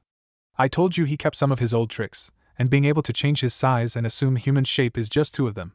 Really, old man, you need to think sometimes. Tsunade laughed, but Shizen looked upset that Naruto would speak to the leader of the village in such a way. You know, even if the brat didn't get me to come back, I would have come back just to see him talk to you like that. Priceless. Sarutobi looked annoyed, but directed the conversation where he wanted. And just how did Naruto convince you to come back? Tsunade's face darkened and a scowl blossomed as she muttered something about lucky brats and tricking people. Naruto just laughed. Okay, I'll tell it, because you'll just make me sound mean if you do, Bachan. After picking himself up from the floor again, Naruto continued. Well, you see, I'd been training for a couple months and I was ready to come back here, when Fuzzy suggested we take a detour to one of his old dens that was nearby. It wasn't going to take me too far out of the way, and there was a bunch of stuff in there that was really cool. I'm going to have to go back for some more of it soon. I could only get so much. But anyway, once I was coming back from there, I stopped in this town. I had enough for a hotel, and I was really glad cause I was getting tired of sleeping in the woods every night. But anyway, Jintoku here, Naruto rubbed the silver fox's head fondly, got away from me. He ran me all over town before I finally caught up with him. Flashback. Hey, get out of here, you stupid fox.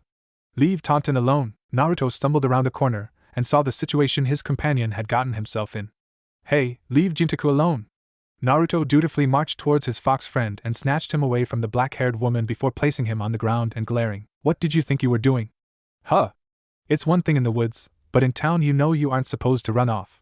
People aren't near as forgiving as you think. The fox yipped and whined for a minute before Naruto interrupted. I don't care if you were just having a little fun, it's dangerous.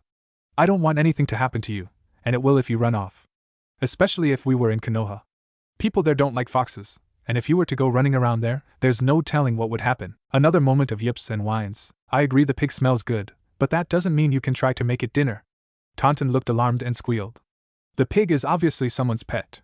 How would you like it if someone tried to eat you, huh? You wouldn't like it, would you? And besides, you had a rabbit not 2 hours ago. I spoil you rotten, I swear I do. Naruto turned to face the two women that were watching his strange conversation. I'm sorry about that. He got away from me. I would have caught him sooner if I hadn't just upped my weights. But that doesn't excuse him from trying to get at your pig. He knows better than that. Doesn't he? Naruto added with a glare, and Jintoku placed his head between his paws and looked properly shameful. Present. Anyway, after that, we introduced ourselves, and I asked if Bachan could train me. She blew me off. I got mad, and challenged her to a fight. Sarutobi shook his head. Naruto-kun, you really do get yourself into some bad situations, don't you? Naruto looked insulted. Whoever said that it was a bad situation? Bachan had already had a bunch to drink, and said she could beat me with one finger. So we made a bet. If I could get her to use more than one finger, she would have to teach me something. Flashback. Tsunade and Naruto stood on either end of a street, Shizen looking on, worried. Tsunade taunted Naruto, and Naruto charged her. Not his smartest idea ever. Tsunade parried his punches with one finger, and flicked him in forehead, sending careening down the street, smashing into a wall. Tsunade brushed her hands off and gave a self-satisfied smirk to Shizen. Then Naruto crawled out of the dust and loose stones, cursing. Looks like I'm going to have to take this serious. Count yourself lucky, Bachan. Tsunade growled at the new nickname as Naruto charged again. Just as she was about to flick him into oblivion, he puffed into smoke, leaving a rock with an explosive note in his place. The Mednin her hands up to cover her face just in time. As Tsunade was recovering from the explosion, Naruto shot in with a punch, and landed it right in the gut. As a reflex, Tsunade batted her opponent away with a smack. As Naruto rose from his position against the wall this time, he was laughing and holding the new lump on his head as he stemmed the flow of blood from his lip. Haha, I win. What are you talking about, win? You're going to be dead by the time I get done with you, brat. Tsunade ranted, sobering up, wanting to hurt the other blonde. I win, Bachan. You said you would only use one finger to beat me, and you just hit me with your whole hand. You would have demolished me if we were really fighting, but you're a Sannin and I'm not even a Genin yet. If you couldn't beat me, there's something wrong. But I just had to get you to use more than one finger, and I did, so now you have to teach me something. As he finished, he started to do a little victory dance, and everyone's sweat dropped. Present. And just what did you teach him, Tsunade? He's got some pretty good chakra control, but he doesn't have the control necessary for medical jutsu, and he never will, what with the violent nature of the Yuki. Not to mention Yuki simply won't convert into medical chakra, even if he did have the control necessary. So instead, I taught him my most famous original taijutsu move. Sarutobi looked horrified. You didn't. You mean you taught him? Tsunade's smirk grew till it threatened to take over her face. Yes. I taught him the 1,000 years of pain. And I was impressed. He used a kunai and explosive tag, last time I saw him practicing it. Hey! Don't go giving away all my secrets. I need to beat this guy to take his job someday. Well, that makes some sense, but it still doesn't explain exactly why you came back, Tsunade. Not that I'm complaining, of course. It's always good to see you, Naruto chuckled. Yeah, she doesn't like this part of the story. In order to save face, she made me another bet, and I won that one too. That led to another series of bets, that led to me winning her grandfather's necklace, training until I become a chunin, and her coming back here to rearrange the hospital. Though she kinda wanted to do that herself when I told her about how they treated me. Started grumbling about how medics are supposed to keep personal bias out of things. And just what were these bets? Asked Sarutobi, genuinely curious. Tsunade glared. Don't ask. I'm not going to tell you. And neither will the brat, if he knows what's good for him. But know that I'm going over to the hospital when I'm done here, and if what I see isn't up to my standards, you may be out a few doctors. Sarutobi gulped. He didn't want to get in the way of Tsunade on a rampage. He wasn't that foolhardy. Very well. Naruto-kun, I'd like more information on your travels later on, but for now, I believe you have a genin exam to go take? The blonde nodded, set up his illusion again, collected Jintaku, and ran from the office. Sarutobi made sure the privacy seals were still working before asking his next question. So, what was the real reason you came back? Tsunade sighed. Truthfully, sensei, he gave me my soul back. He helped me get over Dan and Iwaki's deaths, or at least work past it. He's apparently broken the curse on that necklace of mine, and he's gotten me to have a little respect for the Hokage title again. Not much, but more than there was before, and if what I heard about your hospital in Naruto's stories was true, we will be having problems. I don't care what your personal problems are, you don't let it come between you and healing someone, especially someone as innocent as him. Tsunade sighed. I was planning on leaving, even on the way back here. But we were ambushed by a bunch of bandits. Nothing we couldn't handle, but there were a lot of them all the same. We had taken down almost all of them, and Naruto saw one of the ones we thought was down sneaking up on Shizen. Naruto shot across the fight and stuck a kunai right in the guy's throat. I think it was the first time he really had to kill someone. He mentioned the woman who messed up his seal to me, but that was an accident, and he didn't really see it happen. Add to the fact that he had bigger problems at the moment. I don't think it ever really connected. But this guy, he was right there, and he killed to protect someone, but he still stuck a kunai in the man's carotid artery. You can't get much more personal than that. The rest of the bandits went down easy, but Naruto just stood there, shocked still, slowly being covered in the bandits' blood. But I pushed past that, Tsunade explained, seeing her sensei about to ask a question, and comforted the little brat. It was then I knew I couldn't abandon him to these damn villagers. Sarutobi nodded understandingly. Naruto does have that effect on people. He cracked both Ibiki-kun and Anko-chan.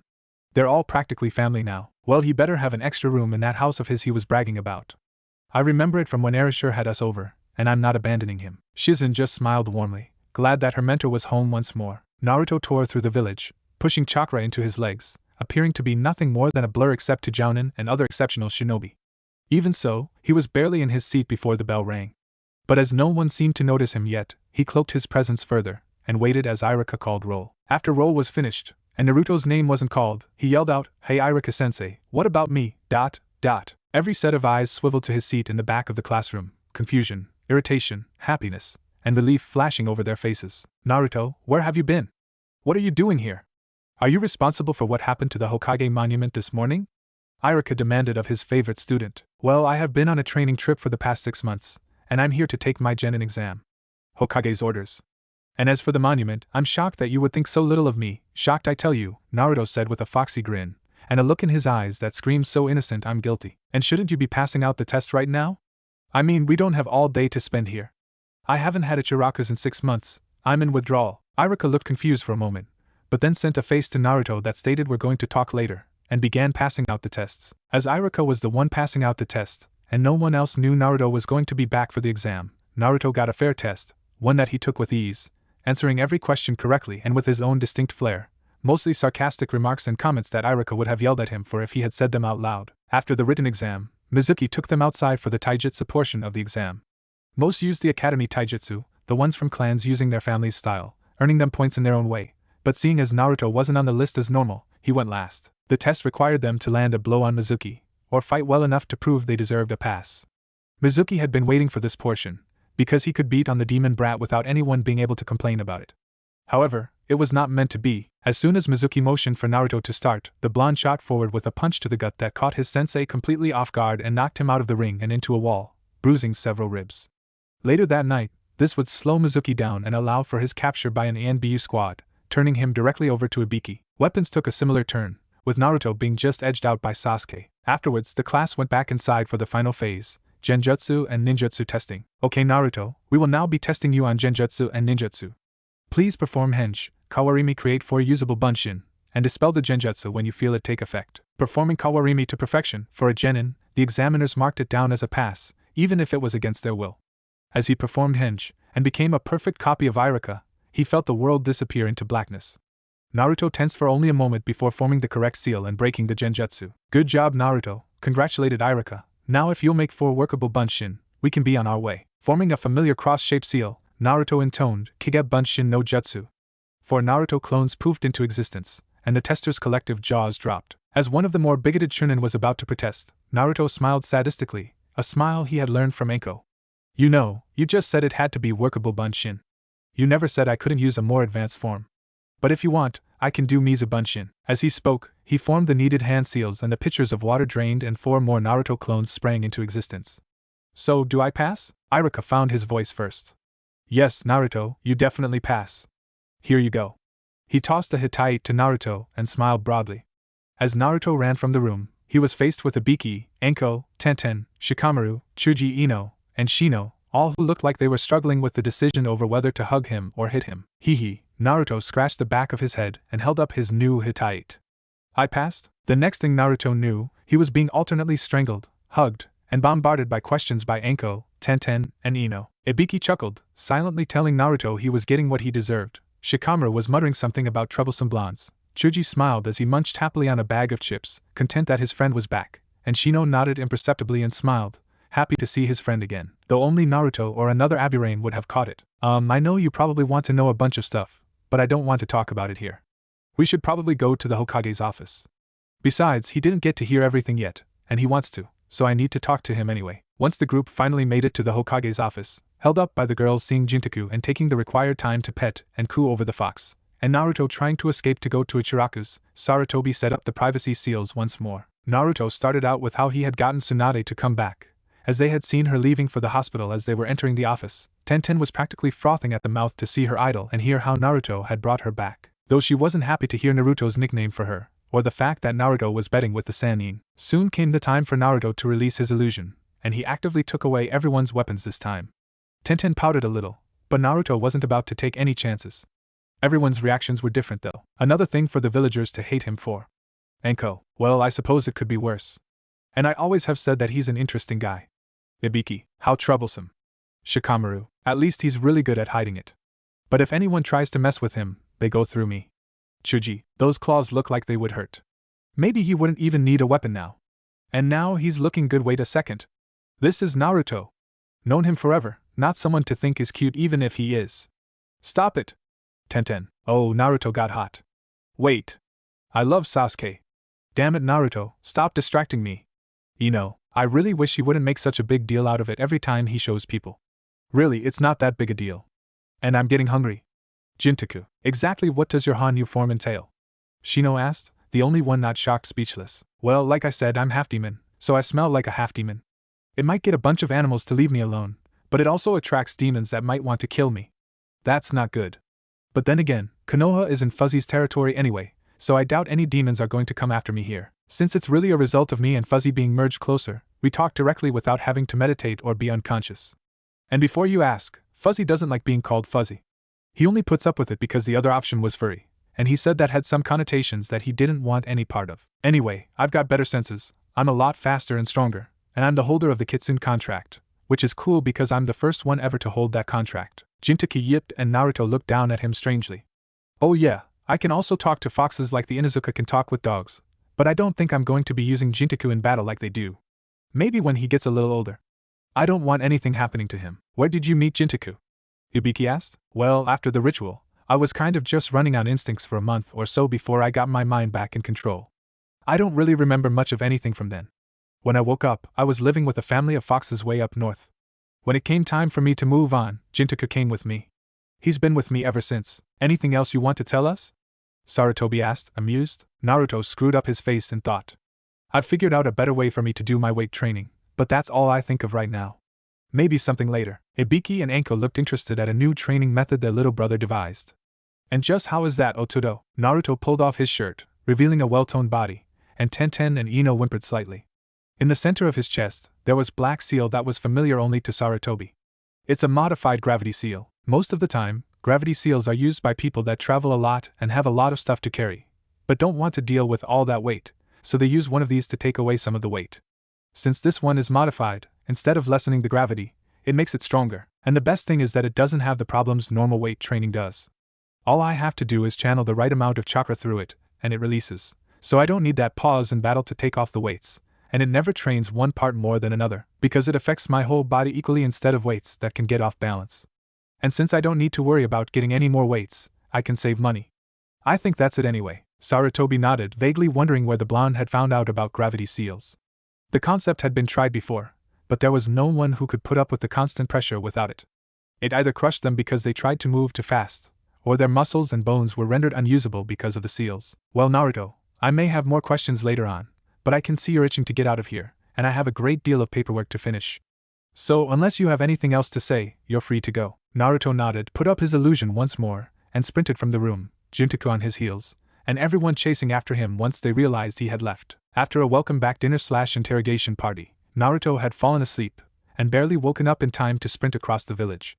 Tenten, Anko, and Ino had dragged him out the day before so he could get some new clothes, seeing as how everything else was now either too small for him, or held together by the stains in the fabric. As such, he was now dressed in a pair of loose black pants with multiple pockets and scroll holsters running up and down the sides. He wore a pair of standard ninja sandals, and his top was the one concession he got from the female trio. He wore an orange button-down shirt that was a smooth material that was designed to catch and bind up projectiles before they could puncture too far, and make removal easier. Naruto liked it because it felt nice. It wasn't like his old blatantly screaming orange jumpsuits, but a darker shade that looked good on the blonde. He also got a new trench coat in honor of Ibiki, though Anko would tell anyone who would listen that he wanted to be just like his big sister. Jintaku sprinted next to Naruto, wearing a hitai that Naruto had convinced Sarutobi to give him for his fox friend. His theory was that people would be less inclined to attack the small fox if it was obviously a part of their village. Not to mention that it just made his friend look a lot cooler. Naruto slid into the academy and sat down with barely a minute to spare. Of course, that was more than enough time for Naruto. Almost as soon as he sat down he felt a presence next to him. Oh hey Hinata. What's up? Hinata blushed profusely, and started poking her fingers together. Ano, it's good to see why you back, and Naruto Keikun. Naruto looked confused for a moment, but smiled all the same. Well, it's good to be back, Hinata. Did you need something? Hinata froze, and her face went beet red. Ano, goodbye. That was weird. Oh please, you tell me you still haven't figured it out by now? What are you talking about, Fuzzy? I swear, I don't know how I put up with you sometimes. I let you out from time to time, and yet at times it doesn't seem worth it. I can't believe you're this dense. Look over at the pale-eyed girl. Naruto looked over at Hinata, irritated that he was being ordered around, and curious as to what the fox demon was talking about. As soon as he saw the Hyuga heiress, she turned around from where she was looking at him, blushing, and poking her fingers together at mock speed. Okay, what of it? You don't get it yet. Fine, I'll walk you through it. What is she doing? Blushing and poking her fingers together. But she always does that. No, if you bothered to pay attention, and all the time you've known her, you would know that she only does that when she's talking with you. What does this tell you? Let's see, blushing, nervous, running away whenever she talks to me. OHNO. She's a pervert. A closet pervert. And she always seemed so nice, too. What am I going to do now? Oh, this just got so much better. I can have fun with this. Offer her your body? You're not helping, you asked, and she could prove to bit of fun for you. But you know, she is the Hyuga heiress. A tiny position compared to the title of Demon Lord, but in your village, that title does carry some weight. I suggest doing something before she uses that to get to you. Like what? If I hang out with her, she'll just keep being a pervert. Seems like your problem to me. I suggest trying to be her friend, and make it clear you just want to be friends, and direct her somewhere else. She does look like she could be a little fun, but not suitable for a future mate. Not strong enough. Hey! She's plenty strong. I never said she wasn't strong. I said she wasn't strong enough. She'll battle to the death to protect something important to her, but she won't stand up for herself. Not strong enough. The girl with the weapons, however, leave Tenten-chan out of this. And how do you know all that about Hinata anyways? When you've been around as long as me, you learn how to tell things. Besides, I've known her just as long as you. Just because I pay more attention than you doesn't mean the information hasn't always been there. Naruto was pulled out of his thoughts by Irika reading off the team listings. Team 7 will be Uzumaki Naruto, Haruno Sakura, and Uchiha Sasuke, led by Hatake Kakashi. Naruto started cursing softly, and missed Kiba, Shino, and Hinata being placed together, and the Ino Shikacho team continuing. Naruto knew Kakashi was habitually late. Enko and Ibiki complained about it on a regular basis. He wasn't sure of how Kakashi viewed his status as the QB container, but if it was negative, Naruto wasn't looking forward to life as a genin. Though it made sense that Kakashi was leading the team, being the only person in Konoha with a Sharingan. Once Sasuke activated his, he would be the optimal person to teach him how to use it. Sasuke was not someone Naruto was happy about being on the same team as. He seemed to be just as big a bastard as he was before Naruto left, if anything it was worse. And Sakura wasn't helping matters by continually praising him and making him out to be the best. It just fed his ego. Naruto didn't want to be on the same team as Sakura simply because while she may have been the top kunoichi in the class, she was annoying as hell. 3 hours later, Naruto had set up an extensive array of pranks for Kakashi when he finally showed up, and rebuffed any and all questions about his time away from the village. The silver-haired Jounin finally showed up, though underestimating his team proved to be a mistake. Once all of Naruto's pranks had run their course, Kakashi was hanging upside down from the ceiling by one ankle, covered in feathers and glue, and had been pelted with erasers. My first reaction: I hate you all. The 3 new genin sweat dropped at their sensei's pronouncement. Meet me on the roof in 5 minutes. First off, why don't you all tell me something about yourselves? Likes, dislikes, hobbies, dreams, that sort of thing, Sakura spoke up. Why don't you go first, sensei? Just so we know what you mean. Well, my name is Hatake Kakashi. I have likes and dislikes. Dreams, well, I never really thought about it. Hobbies, I'd rather not tell you. Pinky, start, Sakura growled at the lack of information in her sensei's description. My name is Haruno Sakura, and my likes, she looked at Sasuke and blushed. My hobbies, she looked more intently at Sasuke and a giggle escaped. My dreams, she openly stared at Sasuke and tried to hide her giggles and the drop of blood that came from her nose. And your dislikes? Asked Kakashi, almost afraid, but wanting to get her off the tangent. Sakura glared at Naruto and audibly growled, making Kakashi's sweat drop. Right. Fox boy, you go. My name is Uzumaki Naruto. I like ramen, Enko-ne-chan, Ibiki-niki, Tsunade-ba-chan, Shizune-chan, Jintaku, all my other friends, trying to come up with new kinds of ramen, like rabbit ramen, which is so good, and learning new jutsus. I dislike stuck-up bastards like Sasuke team, waiting for ramen to finish cooking, and people who judge people without getting to know them first. My hobbies are training with my friends, learning new jutsus, and coming up with new ones myself. My dream is to be seen for who I really am and surpass all the Hokages. Okay. Sunshine, your turn. My name is Uchiha Sasuke. I don't have many likes, and I dislike many things. My dream, no, my ambition is to kill a certain man, and revive my clan. Okay, Kakashi thought. My team consists of an overdramatic ramen-obsessed idiot, a hopeless fangirl, and a brooding emo avenger. Something tells me they've lost already. Now that we know each other, we will be having a survival test tomorrow at 6. But Kakashi-sensei, we've already done survival training. Sakura protested. Yes, but this survival test is to see if you're ready to become genin. What do you mean? We've already passed the exam. Right again, Sakura. But just because you can pass a silly academy exam doesn't mean you're ready to be a genin. This test has a 66% failure rate, so there's a good chance you won't pass, and you'll be forced to go back for another year. And from what I've seen so far, you'll all do better just to not show up tomorrow. Yeah, right, we'll be there, and we'll all pass, no matter what the test is, Naruto protested. Well, the idiot at least has some determination. I suppose that's your decision. But if you do decide to show up, be at the memorial stone at 6 o'clock tomorrow morning. Oh, and don't eat breakfast if you don't want to throw up. With that parting shot, Kakashi disappeared in a puff of smoke. Naruto made his way towards his team's training ground, somewhat upset with himself. He had remembered Kakashi's advice to not eat, but only when he was halfway through breakfast. I can't believe I messed up instructions already. Calm down, you're overreacting. Look at it as if you had a brain. If the scarecrow is certain you'll throw up if you eat, you'll probably puke if you don't eat too. This way, you had enough so you aren't collapsing from hunger, and you haven't had enough so that you're dragging from too much food. You're prepared for either situation, so shut up and let me sleep. Naruto left the demon lord alone after that, not wanting to anger someone who had control over whether or not his body was flooded with yuki. He could push it back, but it would leave him tired and worthless for about a day and a half afterwards. He came to the training ground a few minutes after 6, and while Sakura and Sasuke were both there, Kakashi was not. Taking the 3-hour wait to be a hint of how long their sensei was going to be this time, Naruto told his teammates to wake him when their tardy sensei arrived, and settled down for a nap. "You're late." Sakura's scream woke Naruto and Jintaku, just in time to hear the beginnings of a poor excuse before Sakura startled them from their feet with an overly loud, "Liar." Kakashi didn't have a response to that, and instead set down an alarm clock on the rock he was next to, pulled 2 small bells from his hip pouch, and tied them to his belt. "Okay, this test is fairly simple. All you have to do is get a bell by noon. Whoever doesn't get a bell will be tied to one of the stumps over there, denied lunch while being forced to watch those who did get a bell eat, and then sent back to the academy. But Kakashi-sensei, there's only 2 bells. No matter what happens, someone is going to be sent back." "Correct," the lazy Jounin confirmed cheerfully. "And this isn't like any other tests you've had before. If you want a bell, you're going to have to come at me with intent to kill." However, Kakashi was going to finish his statement, his genins didn't get to hear, because he was cut off by a kunai thrown straight for his face. He plucked it out of the air, and the next thing his team knew, he was standing behind Naruto, one of the blonde's arms in a painful-looking lock, and kunai to the throat. "While your enthusiasm is appreciated, I haven't said go yet," Kakashi said calmly as Naruto struggled against the hold. Kakashi released him, and was back in front of the group before they could blink. "Like I said, you'll have to come at me with the intent to kill. Kunai, shuriken, anything you have.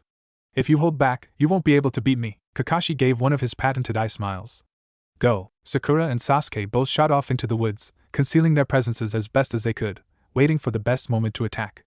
Naruto, however, just stood there, his face screwed up in concentration, slightly shaken by the strange behavior. Going by the file he had read on the boy, he had expected a flat-out charge, not deep thought. Kakashi pulled his favorite orange book from his hip pouch and started to read.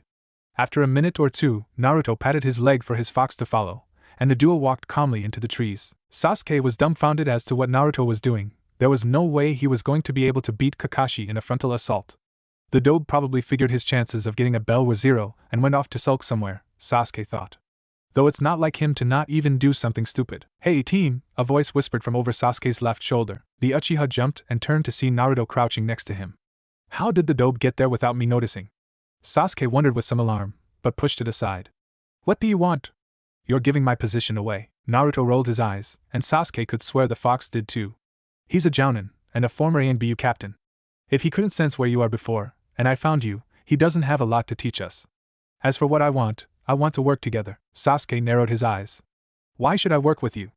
Naruto thought the boy sounded faintly disgusted at the idea. "Because," Naruto said, exasperated, "he's a Jounin, and we're Genin.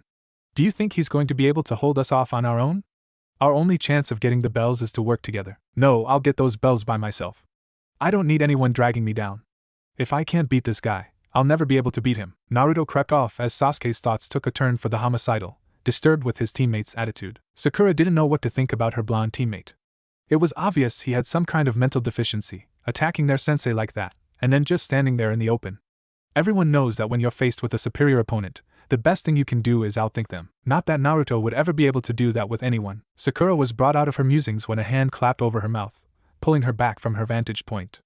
A voice whispered in her ear, "I'm going to take my hand off your mouth as soon as you stop struggling. Don't react, or your position will be compromised." The voice did as it said, and Sakura was free once she stopped moving. She turned around to face her captor. "Naruto Baka!" Sakura exclaimed in a harsh whisper. "What are you trying to pull? You're going to give us away, and I won't get to be on the same team as Sasuke-kun." Naruto ignored the comments. "We need to work together. We won't get a bell otherwise." Sakura struggled with the concept for a moment before deciding on which way to go. "No! I'll be able to get a bell much better than you, and if I do need to work with someone, I'll work with Sasuke-kun. He'll be much better help than you ever would be." Naruto exchanged an exasperated look with Jintaku, before leaving the kunoichi alone to her thoughts. Kakashi was wondering what his team was doing while he was reading. He was surprised he hadn't been attacked yet. He pegged Naruto as the impulsive type that would do something stupid like a head-on assault. But barring that, he had expected for the Uchiha to try something by now. Though maybe Sasuke was waiting for one of the others to attack, so he could slip an attack in unnoticed. And Sakura just didn't seem much for the offensive type. "Wait!" Leaves rustling over to the side. Naruto walked out of the brush, Jintaku at his side, guard down, wearing a slightly confused expression and holding no weapons. "Hey Kakashi-sensei, I have a question." The copy-nin was honestly surprised by that statement, but didn't show it. "Really? Well, we're in the middle of an exercise, so it might be better if you wait until later," Kakashi said in his usual, slightly condescending but it's not meant to be tone of voice. Naruto scowled. You're our sensei, right? Yes, Kakashi answered hesitantly. That means you're supposed to teach us things, right? Generally, yes. The exercise we're in, we're supposed to learn something, right? Yes, Kakashi answered, gaining some confidence now. Well, then you should stop trying to deflect my questions and teach me like you're supposed to. Kakashi cringed. Fine, Naruto, what's your question? What do you do if none of your teammates want to help you? What do you mean by that? The blonde sighed. I mean, this exercise is obviously about teamwork. What do you do if none of your teammates want to work with you? Kakashi applauded the blonde mentally, but didn't give away anything on his face. Why do you think this exercise is about teamwork? Duh, Genin teams always emphasize teamwork. And really, how were a bunch of fresh from the academy Genins supposed to beat the famous copycat Kakashi one-on-one? The only way to win against you would be to work together, and even that would be iffy. You've been a ninja since you could barely walk, haven't you? Naruto earned himself an eye smile. Well, not quite that long, but close. Anything else? Well, the bell thing was designed to make us work against each other, since there was only two. But you're avoiding my question. How am I supposed to get my teammates to work with me? I doubt I can get another bell on my own. I suggest. Wait, did you just say get another bell? Naruto grinned broadly and pulled a bell out of his pocket. Yeah, I did. I must have missed the other way to get a bell. Cheat. When did you take that? I don't remember you getting close enough to take one. Well, I didn't get close enough to you to take one, you got close enough to me. Remember, when you had the kunai to my throat and I was struggling around? It was then. I've been pulling pranks on experienced ninjas since I was 4. I've snuck around the Hokage Tower. I've gotten places I'm not supposed to be able to get to. I've been trained in stealth by Anko Nei-chan, who can, surprisingly, be quiet when she needs to be. You think I can't steal a bell when you're that close? But like I said, I don't think I can get that to work again. Kakashi was impressed against his will. I must say that was a good job. You used misdirection very well, and you made sure I underestimated you. But since you already have a bell, you can go do whatever you want. Naruto rolled his eyes. Fine, I'll play along. Jintaku and I are going to go catch a rabbit cause he didn't get any breakfast this morning. We'll be back soon. Kakashi was disappointed. Sakura had been disabled by a simple genjutsu trap, and Sasuke was now buried up to his head. Only Naruto had figured out the true purpose of the test, and he had gotten a bell all by himself, which Kakashi was rather embarrassed about. Even after the blonde had spelled it out for the other two, they still failed. What you reading? Kakashi didn't jump at Naruto's voice next to him, though he was impressed the blonde had gotten so close before he noticed. Ika Paradise. I think it might be a little bit much for you though. Maybe when you're older. Pervert book, I got it. They sat in silence for a moment. How'd the others do? Sakura's in a genjutsu trap, and Sasuke fell victim to a Doton jutsu. Can I learn that one? Maybe later. What are you still doing here? The test isn't done yet, is it? Very good. I suppose not. I checked the other two, and they still don't want to work with me. They're kinda sore I got a bell before them. A pause. Well, Sasuke's sore I got a bell before him. Sakura's sore I got a bell before her precious Sasuke-kun. I thought they might be. But you know, I've come up with a way to show you my teamwork on my own. Really? With your fox there? No, Jintaku's not much of a fighter. I have a better idea. Am I going to have to get up for this? If I do it right you will. Kakashi sighed and put his book away. Naruto had already gotten one bell because he had underestimated the blonde. He wasn't about to do so again. They walked to opposite ends of the field, and Naruto smiled. No chance of you just giving me that bell, is there? I don't think so, Kakashi replied loftily. Even if I asked nicely? No. Kage Bunshin no Jutsu. 50 Naruto clones popped into existence and attacked. Some went high, some went low, some attacked from afar, and some were right in Kakashi's face, but the silver-haired Jounin wasn't nervous. He had beaten more enemies than this, and they weren't shadow clones. Behind his horde of clones, Naruto prepared his actual strategy. Kakashi destroyed the last of the Kage Bunshin that had been sent after him. He faced the true Naruto, who brought forth 4 more shadow clones. Kakashi smirked. If all Naruto was going to do was send wave after wave of Kage Bunshin after him, it wasn't going to work. The first clone flew forward with a punch, which Kakashi sidestepped, right into the path of the second. The second clone was destroyed by a punch to the head, and the third was caught and whipped into the last clone. The original Naruto flew forward, hands fixing into a seal, and Naruto became a very attractive, very nude female. Kakashi caught the blonde before anything adverse could happen. Naruto's female counterpart, Naruko, smiled foxily at Kakashi. You know, sensei, you shouldn't let your opponent get behind you. Kanahegakur Haiden, Taijutsu Ugi, Senin Garoshi. The Naruto clone in Kakashi's hold turned to smoke as the Jounin flew across the open area, his ass screaming in pain. Just before he landed, Kakashi felt something brush against his belt. Looks like I win, Kakashi-sensei. As the Cyclops looked up, he saw Jintaku padding over to Naruto, dropping a bell into the boy's outstretched hand. As Kakashi got up, he couldn't stop from asking. I thought you said your fox wasn't much of a fighter? Naruto laughed. Since when has a ninja told the truth about his abilities? And besides, Jintaku wasn't in the fight as a fighter, He just took the bell at the end. I didn't really lie about that, did I? Kakashi's alarm went off. And it looks like you have some people to tie to stumps, don't you? Kakashi smiled under his mask. His students just looked so pathetic, tied to the posts. Sakura was struggling against the bonds, and Sasuke was brooding, pouting. Naruto was eating his lunch happily, sharing some of it with Jintaku. So Naruto, what are you planning on doing with your bells? Kakashi asked, wanting to drill the point into his other two genins' heads just a little more. And he was fairly certain Naruto knew where he was going with it. Sure enough, 2 bells fell at the feet of his 2 bound genin, causing them to send confused looks at the blonde. What's this for? Sakura asked, suspicious. Oh come on, you mean you still haven't figured it out? And you were the smartest kunoichi of our year.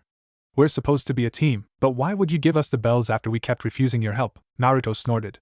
Just cause I don't like you guys doesn't mean you deserve to go back to the academy. But if we don't end up working as a team soon, something will go bad and we'll end up dead, Sasuke snorted. Since when do you know all about ninja life, dope? Naruto fixed him with a glare. Since I've been on a training trip for the past 6 months, and been traveling with the slug Sannin, Tsunade, for the past few weeks. You don't do that without learning something, team, so you weren't kidding yesterday when you said new Tsunade-sama, Kakashi mused. I had heard she was back in the village, but I never would have expected you would have been the cause. Sasuke was looking as arrogant as he could while tied to a tree. She probably just felt sorry for a dobe like you. Naruto bit back the first 4 responses that came to mind. Instead, he taunted, just as long as you don't forget which one of is tied to a stump, you can think what you want. Naruto, you shouldn't talk to Sasuke-kun like that. Sakura yelled. You just got lucky because Sasuke-kun tired Kakashi-sensei out for you. That's the only reason you got a bell. Kakashi decided it was time to interrupt. Naruto had gotten the basic message across to his team, even if they didn't want to acknowledge it. Sakura, stop talking. Naruto tried to help both of you several times, even after he got a bell for himself and completed his mission. You refused. If you had worked with him, you probably would have gotten a bell. Naruto got both bells from me through a combination of my underestimating him, and his teamwork with his shadow clones and Fox. Sasuke and yourself failed to grasp the true lesson of the test, even after Naruto spelled it out for you. That is, those who break the rules are considered trash, but those who abandon their comrades are less than trash. Don't forget that. Before Sasuke or Sakura could protest any further, Kakashi, Naruto, and Jintaku left the training grounds, Sakura and Sasuke's lunches just out of reach. Kakashi ambled into the Jounin meeting, only 30 minutes late. Kurenai sent him a dirty look, but kept speaking. As I was saying, teammate earns a pass. Kiba and Akamaru worked well together, and showed a proficiency in some his family jutsus, even if they do have a slight dependency on soldier pills. Shino made good use of his Kakai bugs, using them in a number of different ways. Hinata has some confidence issues, but once those are worked out, she could prove to be a top kunoichi. Overall, I'm satisfied. Sarutobi nodded and his son began his review. Team 10 looks like they're going to be another good Ino Shikacho trio. Shikamaru is lazy, but he's smart enough so that doesn't matter much, and Ino can get him moving pretty well. Ino is kinda bossy, but the other two don't seem to mind much. And Chuji gets along with both of them just fine. I approve. Sarutobi turned a critical eye to Kakashi. And how did your team do? A Jounin in the back called out, come on, this is Kakashi. Of course he failed them. I smile. Actually, Team 7 passes. Everyone perked up at that. The same voice in the back called out again. The Uchiha probably brought the rest up. No way any of the others could have done anything. Well, Sasuke is certainly talented. A lot of potential. I'm going to have to work with him a lot. He almost got a bell on his own. But he missed the point of the test. So did Sakura. What about the other one? No way he got it. Naruto ended up getting both bells actually. Sarutobi looked pleased. He got the first before I said go, when none of us were expecting. Then he figured out the only way he would get the second was with teamwork, and made good use of Kage Bunshin to get it after the other two refused his offers of help. What's your final judgment? Sarutobi asked. They have a lot to learn. Sasuke reminds me a lot of myself at that age, very focused, and very talented. Once he awakens his bloodline, I'll have a lot more I'll be able to teach him. Sakura is a bit obsessed, but will probably do well as a support, or genjutsu fighter after some training. And Naruto's pretty good already, but I don't know how long he'd last in a real fight, and he never would have gotten a bell if I were being serious. He seemed to rely too much on Kage Bunshin, and that's not a good way to fight. But all in all, they have the makings of a good team. They pass. Every Jounin in the room was surprised that Kakashi had finally taken a team, but they quickly moved on to more boring matters. Ibiki was waiting for Naruto when he got home. I hear you passed your test this morning. Congratulations. Kakashi has never passed a team before, but I suppose I should have expected it from Konoha's #1 most surprising ninja. Naruto snorted as he collapsed in a chair. Training after the exam had been hard. You should have known better than to doubt me. I am going to be Hokage, After all, Naruto explained in a matter-of-fact tone. What test did he give you? Some stupid bell test. Ibiki's face was one of schooled non-reaction. And how did your team do?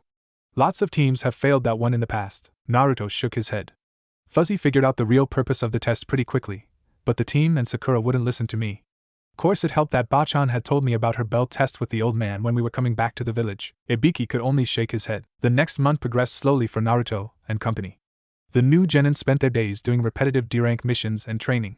Naruto's days were more filled than anyone else's it seemed, as he simply had more instructors than anyone else. Early morning had Naruto dodging Tsunade's punches and doing insane chakra control exercises, such as dodging kunai during a water walking session while holding 16 leaves to different points on his body with chakra. Then he was off to the bridge to wait for Kakashi with the rest of Team 7. After it was found that Kakashi was 3 hours late every day, Kyuubi told Naruto to go off into the woods to practice if all he was going to do was sit there and do nothing. Once Kakashi finally showed up, the afternoon was spent doing D-rank missions. After a quick refueling at Ichiraku's, Naruto trained with Enko, Ibiki, Tsunade, or his friends until after dark. Then get up the next day and do it all over again. But after a particularly annoying cat retrieval mission, Naruto was fed up. So when the Hokage tried to give them another D-rank, Naruto said no. I can't believe this old man. We've been doing these stupid missions for a month. We're ready for a C-rank. We've done more than the required missions, and that cat keeps mauling me. Give us a C-rank or no mission at all. Naruto crossed his arms defiantly, only to be sent to the floor by Irika's fist. Naruto! You can't talk to the Hokage like that. Apologize. Sarutobi held up a hand and chuckled. Don't worry, Irika-kun. I know Naruto-kun means no disrespect. And I myself have been wondering why they haven't requested one yet. Kakashi looked as if he was mulling it over. Well, they have done the required number of missions. I suppose they're ready. All right, Sarutobi smiled. Wonderful. I have a C-ranked escort mission to Wave Country here for you. Okay, Tazuna, come on in. An old man with a paunch and carrying a bottle of sake strolled in. What? These brats are supposed to be the ones to protect me?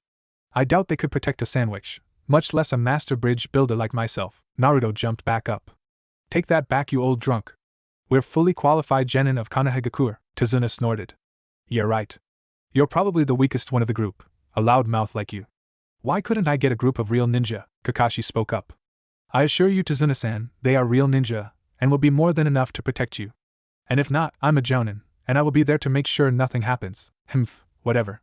Just make sure I don't die. Meet at the village gates at 9 o'clock tomorrow morning for the start of the mission.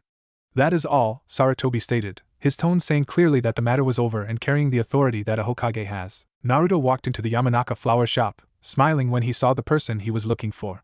Ino-chan. The blonde looked up from her magazine. She had been bored out of her mind with nothing to do and no customers. Oh, hey Naruto-kun, what do you need? Naruto scratched the back of his head and laughed sheepishly. Well, I kinda need you to do a favor for me. Ino looked at Naruto appraisingly. Naruto never was this shy about asking for something before. He usually asked loudly and without any kind of hesitation, so this had to be something big. What is it? Naruto blushed and muttered something Ino couldn't quite hear. What was that? I couldn't hear you. Naruto mumbled slightly louder, but still too soft for Ino to hear. Damn it, speak up Naruto, you're always loud, and you choose now to try to quiet down. Geez, Ino ranted as she shook her head. Naruto's blush was intense as he looked Ino square in the eye and asked in a small voice, Ino-chan, can you please take care of my plants while I'm not here? I've got a mission out of the village. What? Your plants? Ino questioned loudly, causing Naruto cover her mouth with his hands and look around frantically. His hands feel really nice, Ino thought absently. Do you want the whole village to know? And you said I was loud, so where is this coming from? Ino asked. I've known you since we were 7, and you've never mentioned anything like this before. I've had plants since I 5, Naruto grumbled. I couldn't have a pet, so I got plants. I got an actual garden when I moved when I was 7, and that's what I'm asking you to look after. I never told you guys because you would have teased me about it. Happy now? Ino was smiling broadly. That wasn't so hard, was it? Why do you even need me to watch them anyway? Can't the people you live with do it? Aniki has to work in the interrogation most of the time, so he can't do it, and the last time I tried to get Enko-ne-chan to help me, they were all almost dead when I got back. And I was only gone for 2 days that time. And Bachan and Shizune-chan are too busy at the hospital to do it. Besides, you're the best person with plants I know. Please do it, please Ino-chan? Naruto punctuated his statement with a look that immediately hooked her, whether she wanted to or not. Fine, but only if you do something for me, Ino said imperiously, hoping to save as much face as she could. I do it, whatever it is, I promise Ino-chan, and you know I don't go back on my word. Fine. When you get back, you have to go out on a date with me, Ino smirked. Nanny? A date? Why? I thought you were a Sasuke fangirl, Ino shuddered. Well, I had been, until my parents tied me to a chair and pointed out all the things that make him a bad boyfriend. After a while, I couldn't dispute the facts. Sasuke isn't good boyfriend material. He is still pretty hot though, Naruto nodded. It was good to know his friend wasn't going to rant about the virtues of the last Uchiha anymore. Okay, thank you so much for this. I'll take you on the best date ever when I get back from my mission. One thing, Naruto-kun, Ino said, her turn to feel embarrassed. I've never actually been to your house. Where is it? I know it's kinda far out there, but I don't know for sure. Naruto smacked himself in the forehead. He had never had his friends over for 2 reasons. 1. The truly massive amount of traps set up in the surrounding forest. 2. Everyone else lived farther in town, so it was easier for everyone to get to one of their places instead of his. Oh well, just find a Bikiniki or Ankone-chan and get them to show you. If you can't find them, just ask Irika-sensei. He knows how to get past all the traps. The 2 blondes said their goodbyes, and Naruto started to leave, only to stop at the door and smile. You know, Ino-chan, if you really wanted a date, all you had to do was ask. I'm not like Team. Before she could say anything, he was gone. The next morning, Team 7 waited for their sensei quietly. Sakura had been pestering Sasuke, but the look the gate guards had given her had shut her up rather effectively. Sasuke was brooding and Naruto was trying to take a nap. They were leaving the village, and Naruto wanted to sleep as much as possible while still on friendly territory, his recent training trip demonstrating to him that sleep might not always be possible, so it was better to get it when you could. Kakashi showed up half an hour late, showing that he was taking this seriously, being that close to on time.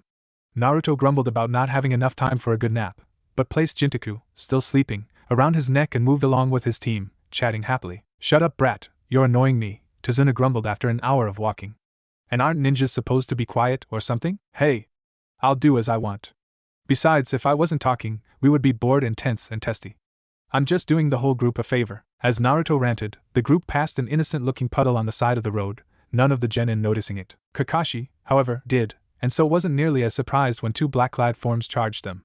He did a quick kawarimi and watched the battle unfold, wanting to see how his students would perform. One down, the demon brothers said in unison. Sakura froze upon seeing her sensei ripped to shreds. One of their attackers moved towards her and Tazuna, and she shakily drew a kunai.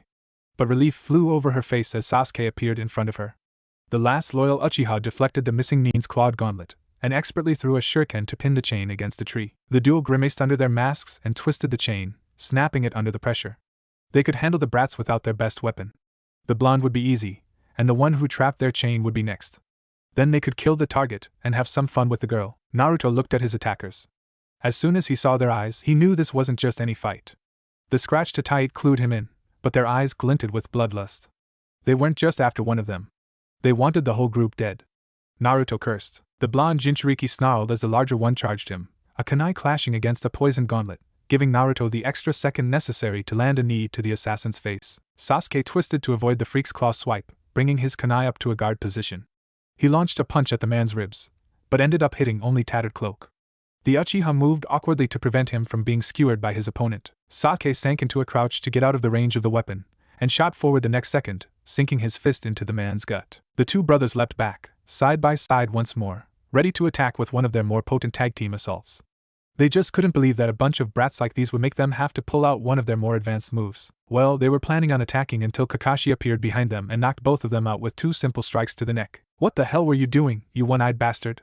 Naruto raged as soon as he saw his sensei dispatch the 2 missing nin. Well, I wanted to see who they were after, and I wanted to see how my students would do in a real combat situation. Those guys were going to kill us, and you left us on our own? Oh, poor Dobe, afraid you were going to get hurt? Sasuke taunted. Can't do anything without someone holding your hand? Jintaku bared his teeth and growled, and Naruto realized he wasn't far from doing that himself. He turned to Kakashi again. Do you know how strong the poison on those claws is? It's so strong it's burning my nose from all the way over here. If one of us got that in our system, we probably would have died in minutes. What then, just cause you wanted to see how we would do? You know, you would have been fine. Any poison would have been burned out of your body before anything could happen. Shut up, I'm making a point. And if one of the others got poisoned, they wouldn't be so lucky. Besides, they can't hear you. Kakashi gave an eye smile. Don't worry, Naruto. I would have intervened before anything too bad could have happened. Naruto scowled and Jintaku turned his ire to the jounin. Maybe. But when Sakura froze, Sasuke was the one who saved her, not you. And just cause those guys were after the old drunk does not mean they weren't going to kill us too. They wanted to kill us. I've seen those eyes too often to not know what they meant. They thought they had killed you, and were planning on killing us. Kakashi shrugged. As I said, if things became too serious, I would have intervened. As it was, you appeared to have everything under control. I needed to see just who they were after, and this was the most beneficial way. Don't worry about it. But for now, we need to get these two tied up and then Tazuna and I need to have a talk. The old drunk gulped. And it's cause of Gato that we couldn't afford anything more than a C-ranked mission. I'm sorry I lied to you, but if I don't make it there safely and finish building the bridge, the entire country of Wave is doomed. I understand if you don't want anything else to do with me. Tazuna wasn't being overdramatic, or playing up the situation. He sounded disappointed in himself for putting people in this situation, but more so than that, he sounded like a man defeated. Well, seeing as how you lied to us, and this mission is above the parameters for a new genin team such as this, we are fully within our right to leave you here right now, Kakashi stated. I understand, Tazuna sighed. Naruto had other ideas. No way. We can't abandon him like this. We can't abandon our mission like that. Actually, Naruto, nothing would happen if we left this mission right now, Kakashi reasoned. As long as we explained the situation to the Hokage, there would be no negative repercussions. Yeah, right. First mission out of the village, and we quit just cause something new pops up. Besides, what happens to the old drunk if we quit? You just ready to let him die? Because you didn't think we were ready? What happened to our sensei who let us watch him die before handing us off to opponents that might have been able to kill us instantly? I say we keep going on the mission. Sasuke and Sakura voiced their agreements, and Kakashi didn't really have much choice but to let the team keep going. But the demon brothers were chunin, at best. Their next opponent would be a jounin, without a doubt. This mist is so thick, Sakura marveled as they drifted silently towards the shore. Yeah, and we're using it to not been seen by any of Gato's men. But that only works if we don't make any noise either, the man driving the boat said quietly, but sternly. 5 minutes later, the boat had landed, and the man who gave them passage departed, leaving the group in the mist. A short distance inland, Kakashi felt a chakra signature tickling his senses. It flared and his visible eye widened. Down! He ordered as a thrown Zanbato flew over their heads and stuck itself into a nearby tree. A shirtless Nin with a face covered in bandages appeared standing on the blade. Well, what do we have? The Nin started, before Naruto cut him off. What the hell? Naruto saw the bandaged Nin. Zabuza? What are you doing here? And why did you try to kill me? Naruto turned to shout to the forest. Haku, where are you? Come out here and tell me what's going on. I know I won't get anything from Momo over here. Kakashi looked pissed. He had absolutely no idea what his student was doing, but it was most likely going to get them killed. You never taunted the enemy unless you had the power to back it up, and there was no way Naruto would be able to beat the demon of the mist. What the hell do you think you're doing? He hissed. Do you want us to die? Truthfully, Kakashi wasn't sure he would be able to beat the Nuke Nin, but if he had a partner, or one of his students got in the way. Runt? That you? What the fuck are you doing here? Weren't you still in the academy when I last saw you? Kakashi was now confused. Naruto? A person wearing a Kiri Hunter Nin mask jumped down from a tree and appeared next to Zabuza. It is good to see you again, Naruto-san. What are you doing here? We're on a mission. Why did I have to get sealed in such an idiot? Brat, you know you should probably clue the tall one in before he tries to kill you. He's looking at us strangely. Naruto, explain, Kakashi ordered. What? Zabuza and Haku are my friends. Kakashi narrowed his eyes. You are friends with an A-class Nuke Nin? Yeah. He trained me some when I went out on my training trip. He's got some really cool water jutsus. Haku spoke before Kakashi, who was looking at Naruto with a suspicious look in his eye, could do anything. Naruto has never betrayed his village to us. He would not do that. But if you do anything to him, I will be forced to retaliate. I will not let anything happen to him. I'm not sure I believe that. What would a kid not even out of the academy have to do with one of the 7 swordsmen of the mist? Precisely. A kid not even out of the academy wouldn't be able to betray anything we wouldn't be able to find out on our own. But Naruto has also stayed loyal to his village. Or do you doubt someone you have trained yourself? Then what are you doing here? Zabuza smirked under his bandages.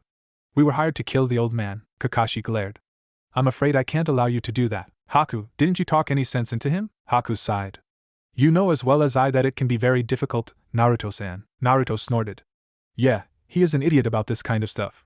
So what about it, Zabuza? Are you going to try to do what you were hired to do, or what you want to do?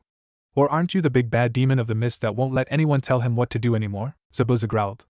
Look, Runt, are you going to let the little guy get kicked around again? Before anyone could do anything about it, Zabuza had punched Naruto into the ground. Damn it, Runt, I'm just trying to stay alive. You think I want to help him? No, I don't. He's keeping the Hunter Nin away from me and Haku. Well, work with us then, Naruto said, as if it settled everything, as he picked himself up off the ground. Make sure nothing happens to Tazuna, and then we won't have to worry about Gato anymore. Besides, how likely is it that he's planning on paying you anyway? This was definitely something Zabuza had come across before. Missing Nin were usually hired by people who were criminals themselves, and that often meant missing Nin didn't get paid. Zabuza growled, but didn't say anything as he mulled the offer over. And besides, you still owe me for getting you food for all that time I trained with you. Not to mention that bunch of hunters I distracted, Naruto reminded. Zabuza knew Naruto was right. Not about the food thing, but not being paid by Gato. Your distracting those hunters nearly got me blown up, runt. And you got that food for us just to have pleasure of working with me, he taunted, before resolving. Fine, I'll work with you. I didn't much like that bastard anyway. Kept trying to insult me, as if I couldn't kill him and his entire army without breaking a sweat. Kakashi nodded. Good. I don't trust you, but we need to keep moving in case Gato sent any other assassins.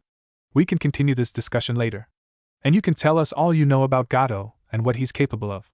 I believe you mentioned an army? Sarutobi had just come back from getting a bite to eat before returning to his undefeatable foe of paperwork, when he found a fox with a bag slung around its neck sitting on his desk. The old Hokage sighed. Whenever there was a fox on his desk, it meant Naruto was sending him a letter, and usually a headache for him as well. Might as well get this over with. After dismissing the polite summon, he unrolled Naruto's latest missive. Hey old man, you know the C-class mission you sent us on?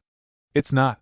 We ran into the demon brothers on our way to Wave, but since we took them out pretty easy, and we couldn't abandon our mission without looking like idiots, not to mention you probably wouldn't give us another fun mission for another month or so, we decided to keep going. Once we got to Wave we were ambushed again, but this time it was okay. I don't know if Kakashi-sensei is sending you anything he should be, so I figured I'd write you. I ran into the people I was training with over the time I was gone. They were working for this guy Gato who has basically taken over the country, but I talked them out of it. They don't know if Gato hired any more ninja, cause they didn't know that the demon brothers had been hired.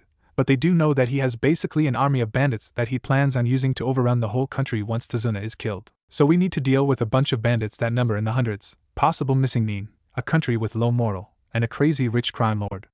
I figured you should know, and that we could probably use some reinforcements. If there's nobody available, we should be fine as long as we don't come across anyone else as strong as Zabuza and Haku. There shouldn't be because missing Nin like Zabuza cost a lot of money. Well, they do if you pay them, so that should be all. We could use reinforcements if you have them, and I'm working on convincing Zabuza to come back to Konoha with us. Before you go crazy about his being a missing Nin who kills everyone in sight, you're wrong. He had his reasons for doing what he did to get kicked out of Kirigakure, and they're good ones. He might not come back, but I know he's tired of running from Hunter Nin, and if you take him in, Kiri won't bother coming after him cause he can beat most of their hunters and they have enough of their own problems.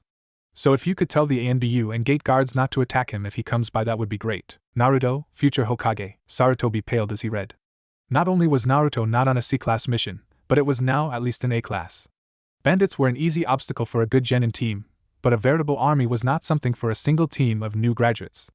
And missing Nin were something that Team 7 weren't ready to be set up against. Not to mention Momochi Zabuza was a former member of the Seven Swordsmen of the Mist. A person like that was something he would send multiple jounin after. Sarutobi was worried that Kakashi would have trouble with someone like him. The Hokage stopped. He trusted Naruto. Naruto may be an idiot some of the time, but he did the right thing. Not necessarily the most intelligent thing, but Naruto did the right thing. He was able to change people, he could do things other people would call impossible. And if nothing else, he had the best luck of anyone in Konoha. If anyone could pull off a mission like this one, Naruto could. That didn't mean he wasn't going to send reinforcements though. He called to the Chunin outside his office, "Get me Anko and Guy." Anko was happy. She had just been called to see the Hokage for an A-class mission. Those were fun. A-class missions meant either assassinations or lots of fighting, two things she really enjoyed. When she went in, her mood dropped slightly, seeing Guy there as well. Guy was strange. He wore green spandex, shouted a lot, wore insanely heavy weights, trained constantly, and was bringing up a genin in his image. His attitude and near-constant shouting turned off nearly everyone who came close to him. Guy was also one of the best shinobi in the Leaf. He knew more about taijutsu than anyone else in the Leaf, bar none. And if ever really forced to use it, his ninjutsu was still jounin level. He was able to do missions that were considered suicidal, and come back safely. If he was here, that meant this mission was important. Anko-chan, thank you for coming so quickly. We have a situation in Wave Country. Anko cut him off. Wait, isn't that where Naruto just took a mission to? Sarutobi's face was grave. Yes, it is. And this mission has to do with him. However, before I tell you what this mission entails, I must ask you to remain calm. I have just received a scroll from Team 7 reporting that their mission was not a C-class as first thought, but instead an A-class. An A-class missing Nin by the name of Momochi Zabuza ambushed them after reaching Wave. However, and I would not have believed this if it had been anyone other than Naruto, but Zabuza was friends with him and has decided to help us instead of assassinating our client. Anko nodded. You're right. No one but Naruto would befriend someone like that. He said he trained with Zabuza and his partner on his training trip. Zabuza gave us what he knows about Gato's forces. He doesn't know if there are any other Nins, but there is a bandit force numbering in the hundreds. Other missing Nin are a possibility, and Team 7 is requesting backup. What are our orders? Guy asked in a serious tone, one he used when there wasn't time for messing around. The primary orders of the mission remain the same. The genin will protect Tazuna until the bridge is completed. Orders for you two and Kakashi are to take out Gato and his forces. Their lives were forfeit the moment they took action against Konoha Nin. We also need to help Wave Country. They give us a great deal of business, and we need to free them. It will benefit both of us. The genin are not to engage enemy Nin, bandits only. They can help dispose of the bandit forces, but I want them to be back up as much as possible. Above all, make sure everyone comes home. I don't want any losses on this mission, even if it means you have to come back without completing it. If the mission is out of the range of your team, leave. We'll decide what to do then. Enko nodded her understanding, not just in mission mode now, but also in the mindset of a protective sister. Guy, though, had a question. Hokage-sama, I request to bring my team along with us, he asked in the same, strangely serious voice. Why? Genin should not be on A-class missions. Guy nodded to the point. Yes, but I feel they would good assistance. They would be under the same stipulations as the other genin, and I was going to request another C-class mission for them tomorrow. With this mission, I think they would be more than satisfied. You know they are more than qualified to destroy bandit camps, and have done so before. If the unyouthful forces we will be facing are as strong as you are mentioning, they would be most excellent assistants. I would like them on this mission. It would also help them learn to work with other teams. Sarutobi had to agree with the Green Beast's logic, but that didn't stop him from wanting to keep genin off a mission like this one. But they would be good reinforcements, and this mission could use all the people they could manage. And with the number of jounins on this mission, the genin wouldn't be in too much danger.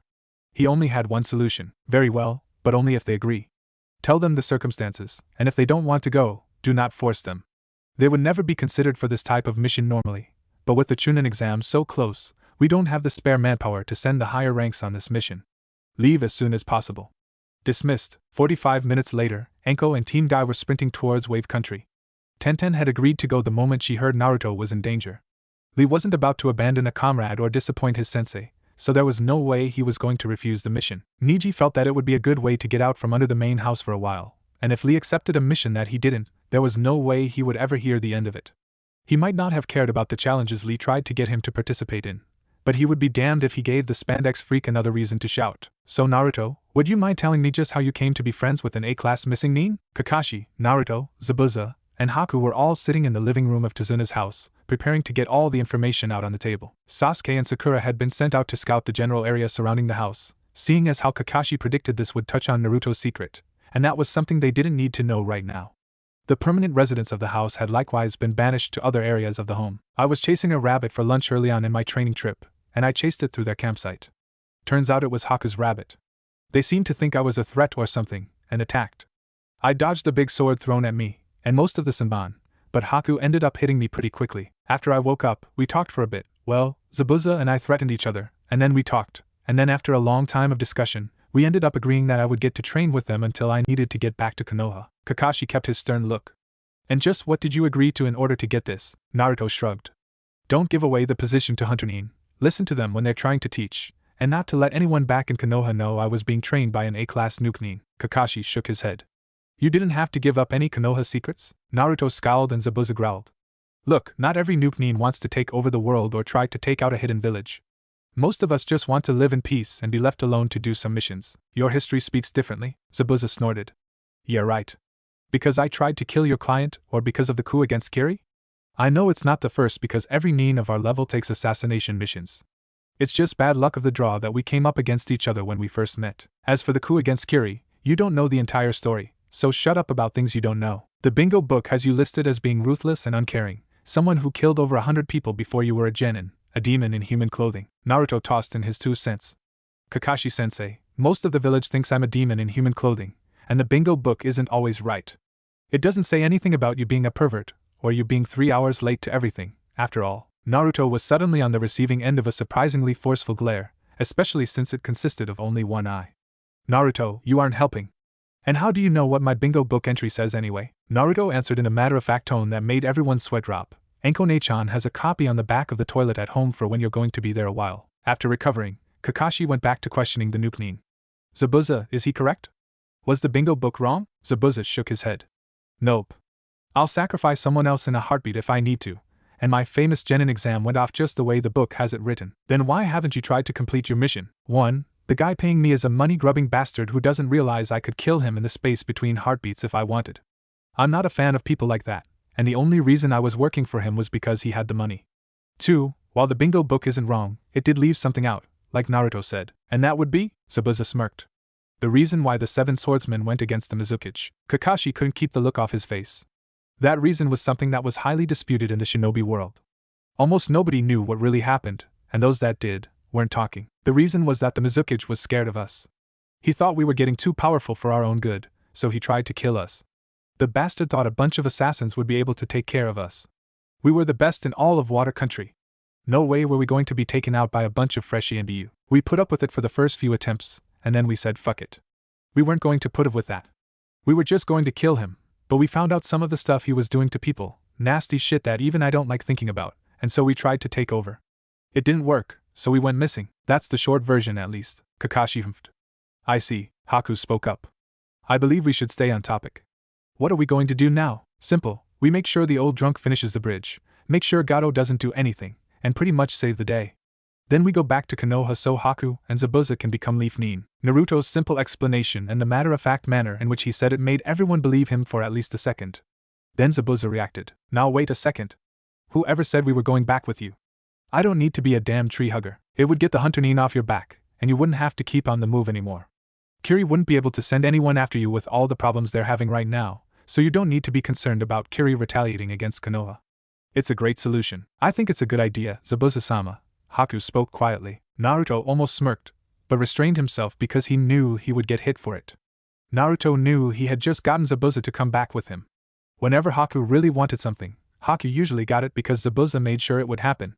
Of course, his job was made easier by the fact that Haku almost never asked for anything, but if Haku truly wanted to join Konoha, Zabuza would become a damn tree hugger if that was what it took to make it happen. Of course, there was no way Zabuza was going to admit that, ever, and he was going to keep fighting the decision as long as possible.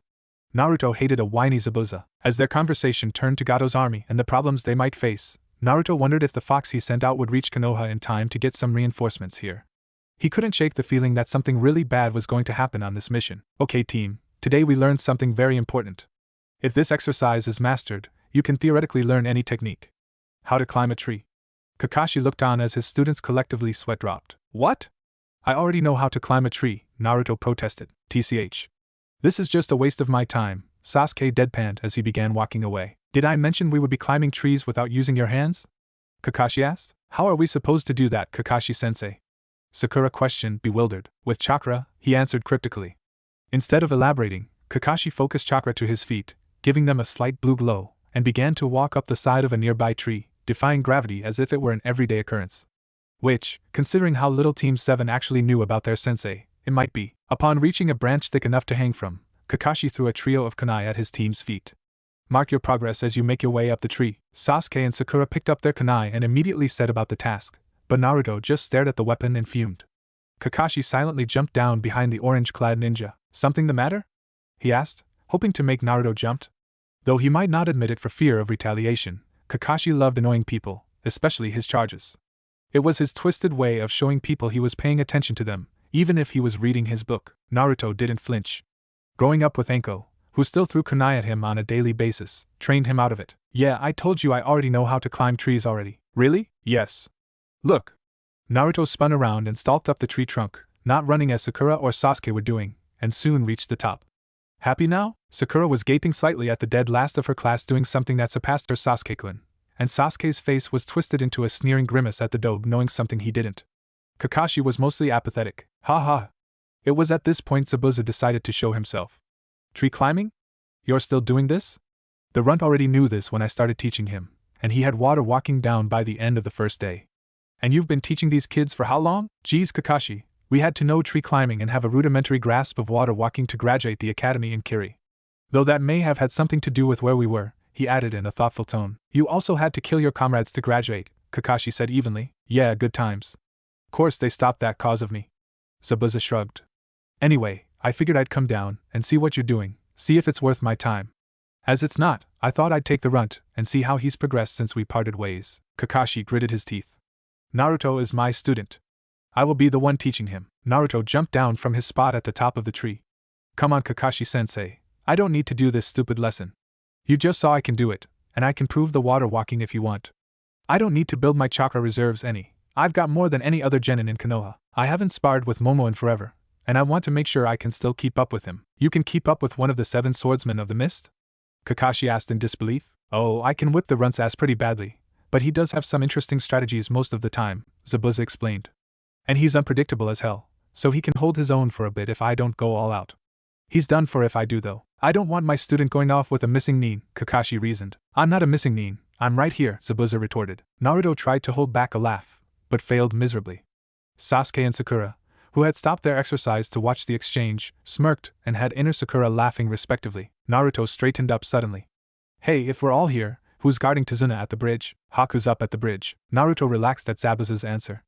Oh, that's good. Training's good and all, but I don't want to have to back to the village with a failed mission just because we weren't paying attention. Naruto, if you aren't going to do the training, you can go guard Tazuna. I was planning on going up there once you got started, but I suppose you can do just as well until I get there. Fine, Naruto sulked. He really wanted to spar Zabuza. Zabuza and Naruto made their way over to the unfinished bridge. Naruto because he had been ordered to, and Zabuza because he didn't have anything better to do. Runt, you haven't told your team Haku's a girl yet, have you? You know how she gets about that. Don't call me Runt. And no, I haven't. They're going to have to figure it out on their own, just like I did. She's already given them the whole I'm a boy thing, hasn't she? Yeah, did it last night. Kakashi-sensei will probably figure it out first. He's got the most experience. Sakura will be next. Girl thing, probably. And I don't know about Sasuke. She might have to tell him. She might want to tell him, just to be safe, you know. Huh? What are you talking about? Naruto rolled his eyes. Well, he's the last of his clan, right? He said when we were introducing ourselves that part of his ambition was to restore his clan. But he's got half the village fangirling after him, throwing themselves at him, and he's never had a date. He doesn't even look at them. And he never reacts when I use my Oroku no Jutsu, not even a twitch or drop of blood. Nothing. If Haku wants Sasuke to keep his hands to himself, she should probably tell him she's not a guy. Zabuza just grunted thoughtfully. Naruto smirked. And besides, I can't wait to see his face once she beats him. He'll hate getting beat by a girl. I think he thinks girls will never be as strong as guys. Zabuza muttered something like dumbass and girls can kick that prick's ass. The strange duo continued their walk to the bridge, mostly in silence, broken by Zabuza's grumblings. Sasuke ran up the tree, pushing his muscles to their limits. Sakura had mastered the exercise shortly after the dobe had left.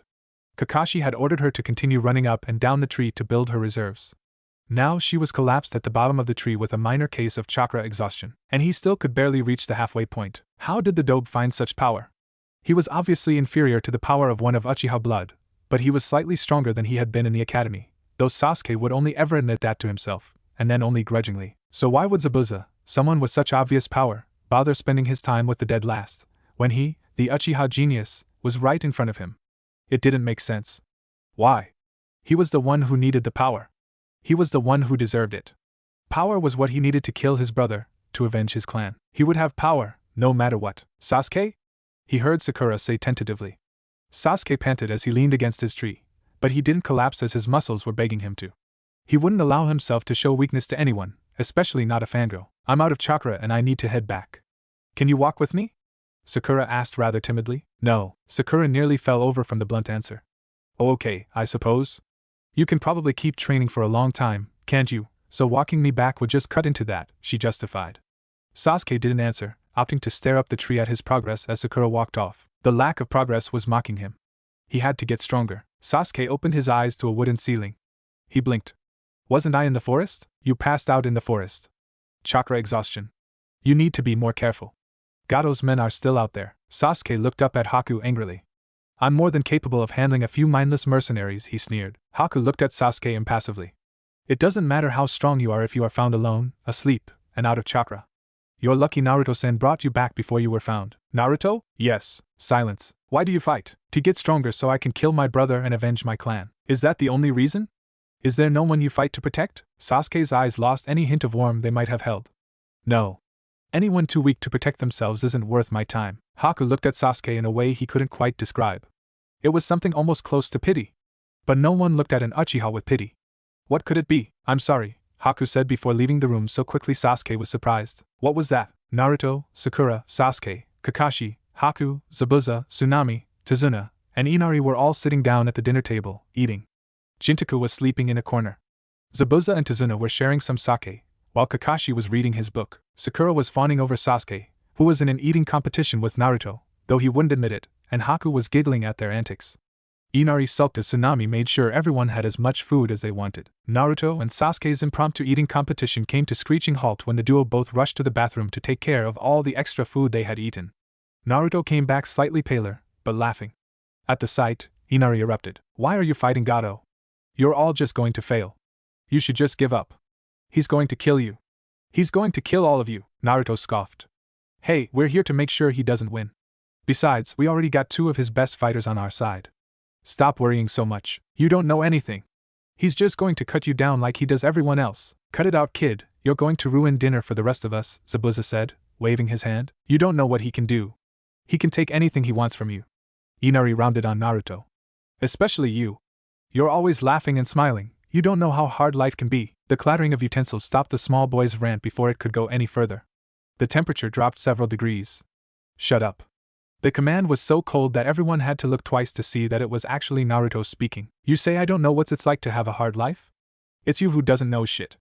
I don't know what happened to get your panties in a bunch, but you need to get over it.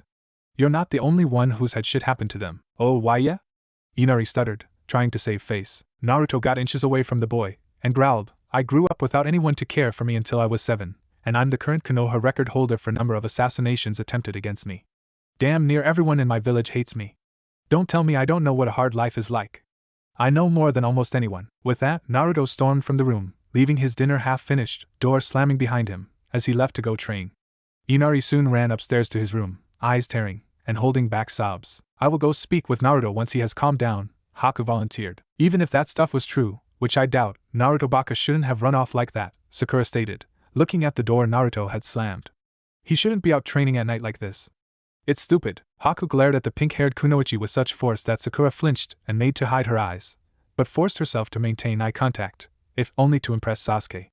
"If you knew anything about your teammate, you would know that everything he has just said is true, and that he is not foolish enough to stray too far into the forest. Naruto-san is more than capable of dealing with any bandits that may come across him, and he would stay close enough that if he does run across anyone he can handle, he will be able to signal us. Do not insult someone you clearly know so little about." Haku then turned to Tsunami. "Tsunami-san, this rice is very good. Thank you for feeding us." Naruto had dispelled his demonic illusion, revealing his true form, and had been tearing at trees with his claws and tails. He was moving in for another strike when he felt Haku's chakra signature moving towards him, so he set his illusion up once more. She knew about his true form, but that didn't mean he wanted to flaunt it, not to mention he shouldn't have been using it anyways. If there was someone he couldn't detect, who knows what could happen if information of his true form got out. "Naruto-san? Have you calmed down yet?" Haku's soothing voice called from the edge of the clearing. He panted once or twice before smiling. "Yeah, I think so. I'm not going to blow up at anyone anymore." Haku nodded. "That's good. It's not good to be so upset." They sat in silence for several minutes until Haku broke it once more. "Tsunami-san told us why Inari-kun was so upset." "Oh yeah? What did the brat have happened to him?" Naruto asked with the beginnings of a scowl. "A man Inari-kun saw as his father, and a hero to the village, opposed Gato. One day, Gato took the man and killed him in public," Haku explained with a bowed head. Naruto felt like he had just been smacked in the face with a wet fish. While Inari's situation wasn't as bad as his own back in Konoha, it was worse than Naruto had thought, and Naruto felt worse about blowing up at the kid. He probably needed it to show him that he wasn't the only one with a crap life, but Naruto still felt bad about it. Maybe he'd go apologize later. "Who's that?" Haku asked, a senbon appearing in her hand, as her chakra senses picked up on someone coming towards their position. Naruto drew a kunai and concentrated. 2 of the signals felt familiar, but the other 3 he didn't know. As the signals got closer, Naruto relaxed a little, but kept the weapon close at hand. "I'm not sure who 3 of them are," Naruto whispered out of the corner of his mouth, "but one of them is Enko Nechan and the other is Tenchan." "Are you sure?" Haku questioned. "I live with Nechan and I've known Tenchan since I was 7, Naruto answered like it was the most obvious thing in the world.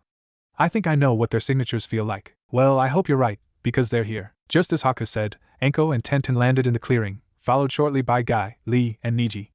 Haku stayed on edge, but Naruto relaxed as he saw the Konoha forehead protectors. He had been fairly sure that they were safe, but he had wanted to make sure. "Naruto, who's this?" Enko asked, seeing the senbon, and a kunai immediately jumped to her hand. "Hey, slow down, Nechan. This is Haku-chan. She's a friend, and is going to be helping us take down Gato." Naruto knew Haku would be slightly upset with him because she wouldn't be able to play her I'm a boy card, but he knew Anko was the type to stab first, get facts straight later, if at all. Frankly, Naruto agreed with Haku's plan to make everyone not close to her believe she was male. It was just safer. In the field, shinobi were killed, but kunoichi were kept. And that was fate that no one wanted happening to them. It was then Naruto really noticed the other members of the group. Ah! Fuzzy eyebrows! He yelped, pointing at Lee. Then he shrieked like a little girl. Eek! Super fuzzy eyebrows. Tenten giggled slightly at Naruto's antics, absently remembering he hadn't met her team before. She wasn't sure if that was a good thing or not either. I am Konoha's beautiful green beast, Mato Guy. The larger spandex-clad man proclaimed, striking a pose. And I am the second coming of Konoha's beautiful green beast, Rock Lee. The smaller exclaimed, striking his own pose. Naruto twitched. He did not need to see men in spandex posing. Not now, not ever. Shivering slightly at the sight, he turned to the final member of the group. Who are you? White Eyes looked Naruto up and down before snorting lightly, and deciding the fox boy wasn't worth his time. Tenten growled softly, and glared at her teammate. That's Niji? Don't worry, he's just upset because we had to run all the way here and haven't had any food yet, she explained, making her teammates excuses. Whether his attitude deserved it or not, well, fine. I'll show you to where we're staying. It'll probably be pretty crowded, but we'll manage. As he turned his back for them to follow him, Anko was at his back with a kunai to his throat. Didn't I always tell you to make sure you know who people are before you accept them as allies? She asked as she pressed the blade against his skin. Naruto rolled his eyes. Yeah, and I did, Nachan. I know what your chakra feels like, and if you could fool my nose, I'd be dead already. I know what you and Tenchan smell like. Wham! Are you saying I stink? Anko and Tenten asked in unison, yelling at the boy they had just punched into a crater. Naruto pulled himself up from the hole, rubbing his bruised scalp. No, I said I know what you smell like, not that you stink. Nachan, you smell like snakes and a bit of blood, and Tenchan smells like steel, polishing oil, and some smoke from the forge. And why'd you have to hit so hard? That's mean. Yeah, well, you deserved it for saying we stink, Anko retorted. I did not. Yes, you did. No, I didn't, YOSH. Guy interrupted. We must put this most unyouthful argument behind us, and find our lodgings for the night, Guy-sensei. And if we cannot do so, I will build us shelter with my own hands. Lee. If you can't do that, I will carry us all until I find someplace to sleep. Quick, cover your eyes. Tenten hissed, just as a genjutsu appeared, showing Guy and Lee hugging and crying on a beach, waves crashing as the sun set in the background. Tenten and Niji had become used to this and averted their gaze easily. Anko, who had known Guy for years, did the same. Haku covered her eyes, but Naruto was not so lucky. He was caught full blast. Guy-sensei, Lee, Gi-sensei, Lee. Anko snuck around behind the duo and smacked them both. Baka! Did you forget we're in the middle of enemy territory? That we could be ambushed at any time? Keep it down, idiots! She hissed as they flew in trees, disrupting the genjutsu and the hug. Anko walked over and slung Naruto over her shoulder, who was still in a state of shock from the genjutsu. You know the way back, right? She asked, looking at Haku. She nodded. Lead on then. Haku called out a greeting to Zabuza and Tsunami as the group arrived at Tazuna's house. Kakashi wandered into the hall and saw who was there. His eye finally fell on Naruto, who was now seated against the wall, shivering slightly and holding himself with his arms across his body. His eyes were glazed over and unfocused. Got caught in the sunset genjutsu? Kakashi asked with a bit of humor in his voice. Anko shook her head. Full blast. There was nothing we could do. It was ugly. Should be out of it by morning though. Kakashi nodded absently, his nose already back in his book. Naruto had been stuck in bed to sleep off the effects of Guy's genjutsu, and the rest of the kids were cramming in for the night. Niji had taken the first guard shift. Guy was challenging Kakashi to another contest before they turned in, much to Tsunami's amusement. Tazuna had gone off to pass out, leaving Anko and Zabuza with the sake. So you're supposed to be the demon of the mist? Anko asked, her cheeks slightly flushed from the alcohol. Don't look like much. Zabuza chuckled from behind his bandages. Yeah, well, you don't look like much for someone who's supposed to have been trained by the ex-Konoha snake Sannin. Before the demon could blink, a kunai was pressed against his throat and Anko's eyes were flashing dangerously with rage and killer intent. Don't you ever associate me with that traitorous bastard. I'm nothing like that piece of shit, and I'll kill anyone who says I am, got it? Zabuza sweated at the feel of steel on his jugular. He may have been a member of the Seven Swordsmen of the Mist, but he had been around long enough to know that that meant nothing when compared to an angry female. There was simply no way to defend against them. Alright, fine, don't talk about the old sensei, right? The hell did he do to you anyway? You don't need to know that. But I will kill you if you talk about that again, Anko promised, leaning back to sit down again. If it makes you feel any better, my old sensei tried to kill me a couple times too, Zabuza offered. Anko narrowed her eyes. Everyone thinks their sensei tries to kill them. Don't exaggerate, she spat. You know about my genin exam, the one where I killed everyone? Well, my sensei had one of his kids in that bunch. Weak little shit too. Should have been dropped long before graduation. Wouldn't have been there if his parents weren't pushing him. But that doesn't matter. My first mission as a chunin, and we run into a bunch of missing nin that weren't supposed to be in the area. Bastard saw his opportunity, and dropped me there and then. Last thing he said to me before he left was, "Revenge is a bitch, ain't it?" Took me 3 days to get away from them. I cut off their heads and picked up their bounty as soon as got back to Kiri. Course all my requests to disembowel the motherfucker were denied. He had an in with the Mizukage. So my first official act once I was declared a missing nin was to find my old sensei, and cleave him in two. Felt pretty good. Zabuza trailed off wistfully as he remembered his revenge against his old master. Enko's eyes clouded over as she saw the ways she could kill Orochimaru. The two lost themselves in dreams of the past and sake, staying up until the guard shift switched and they were forced off to bed. Separately, the group awoke the next day to the smell of Tsunami's fantastic cooking. It may not have been fancy, but it was damn good. Team 7 was still unable to see Kakashi's face behind his mask, and Guy and Lee were ranting about the fires of youth, even under the combined killing intent of Zabuza and Enko. Niji was eating quietly, but if you looked close enough, you could see the clenched jaw that came from his teammates' rant. Tenten had long since mastered the art of tuning out a fires of youth rant, and so was unaffected.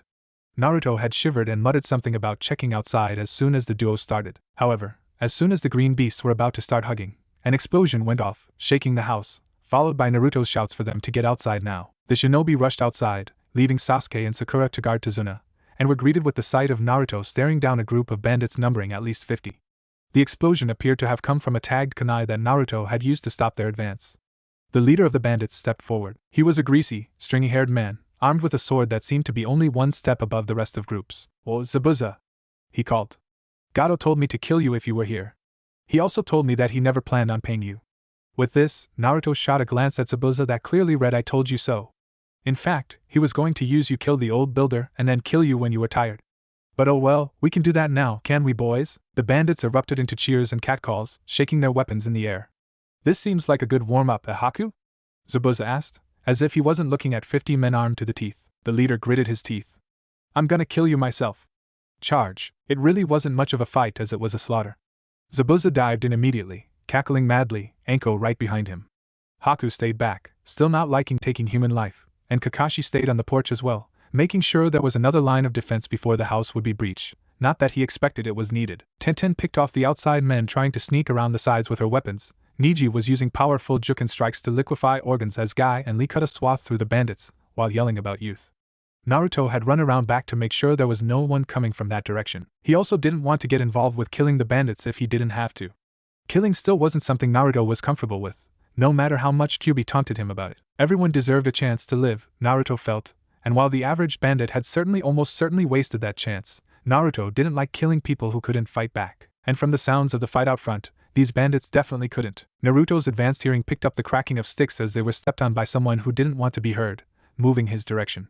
The level of stealth placed the person at low chunin at best, but that was still a lot better than your average bandit. Naruto palmed a kunai, keeping it out of sight, waiting for the enemy to make his presence known once more.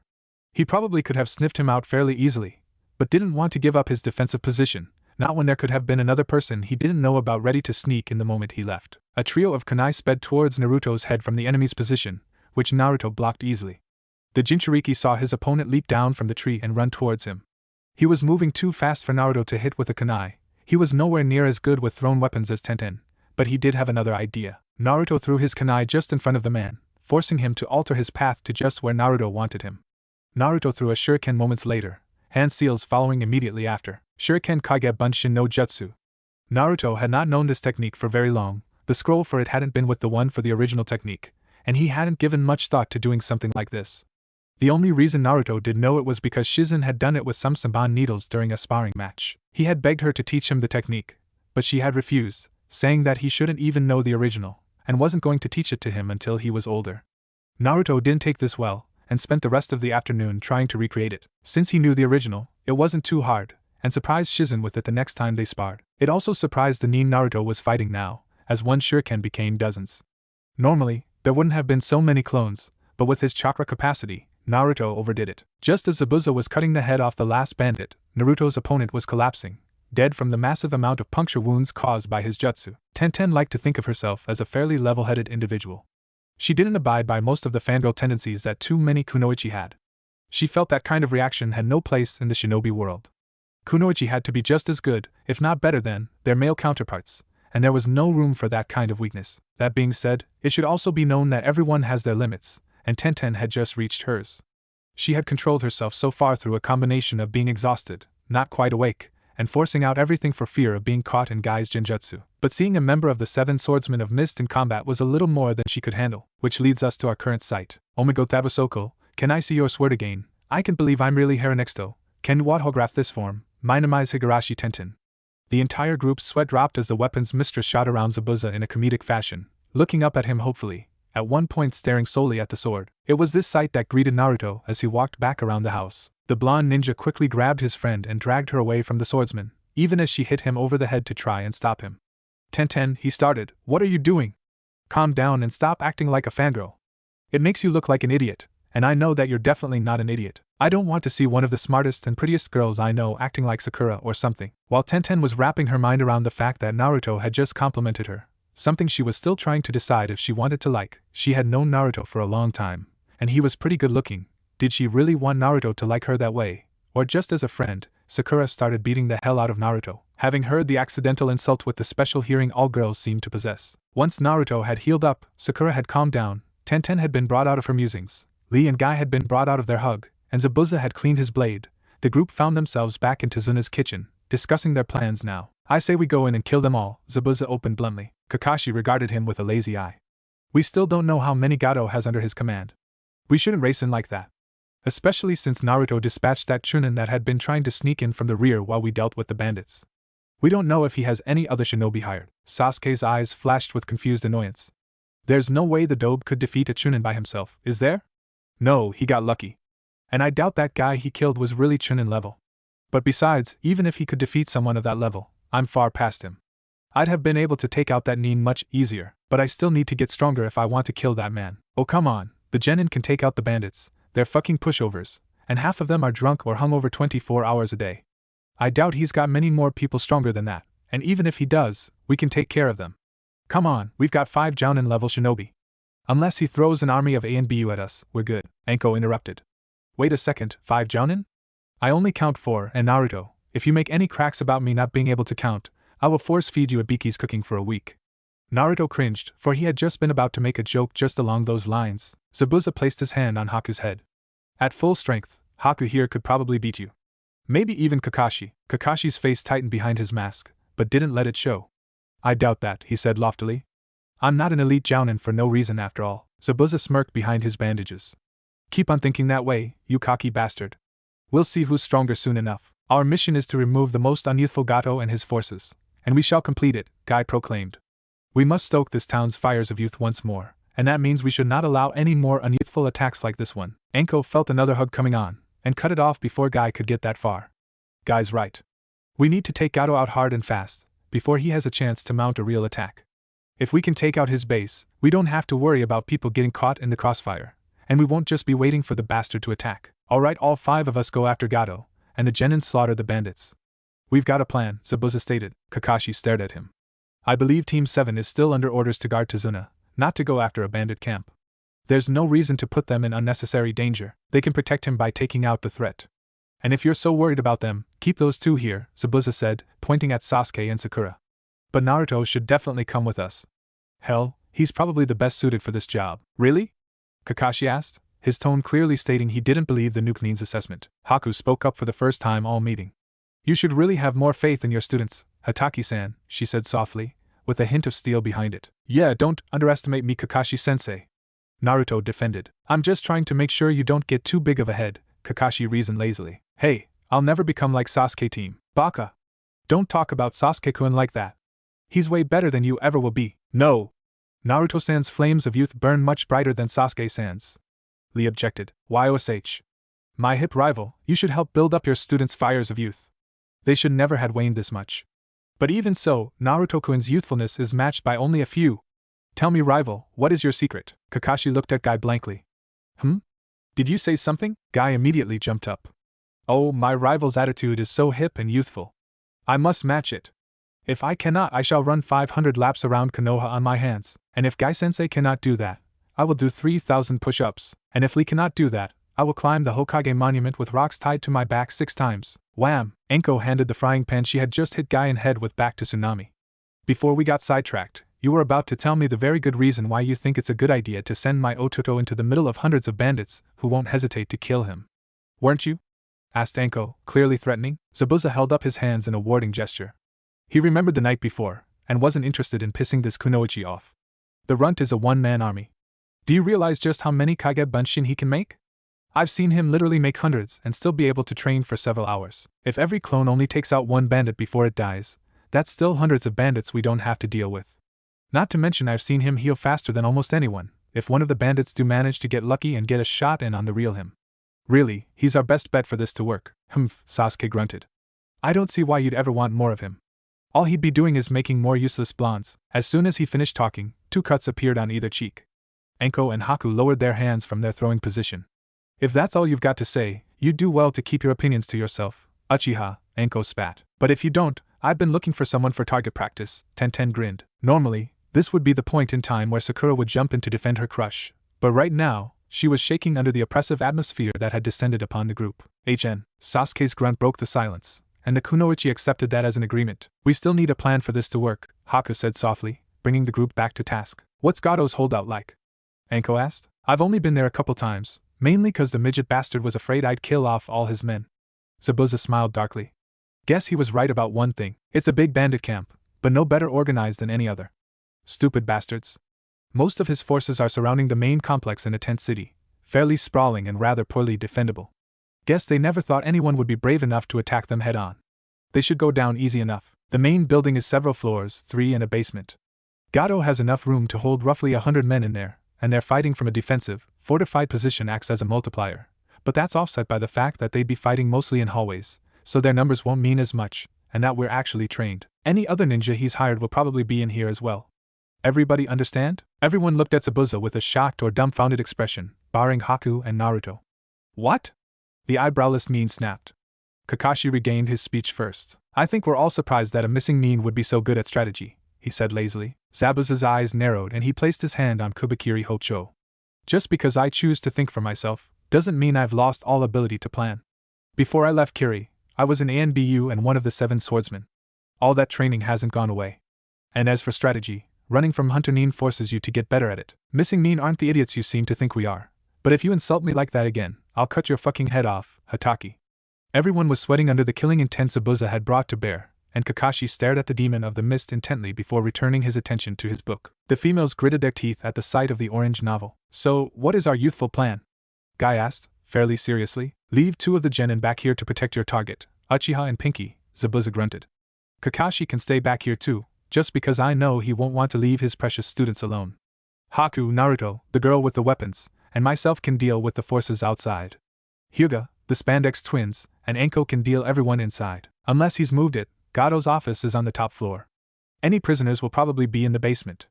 I don't know Konoha's opinion on taking spoils, but I'd say you'd find vaults down there as well. Does everyone approve? Several of the group were annoyed at the sight of a Nuke Nin taking control of their mission. Kakashi was upset simply because he was the senior jounin on the mission, and in his mind, that meant he should be in charge.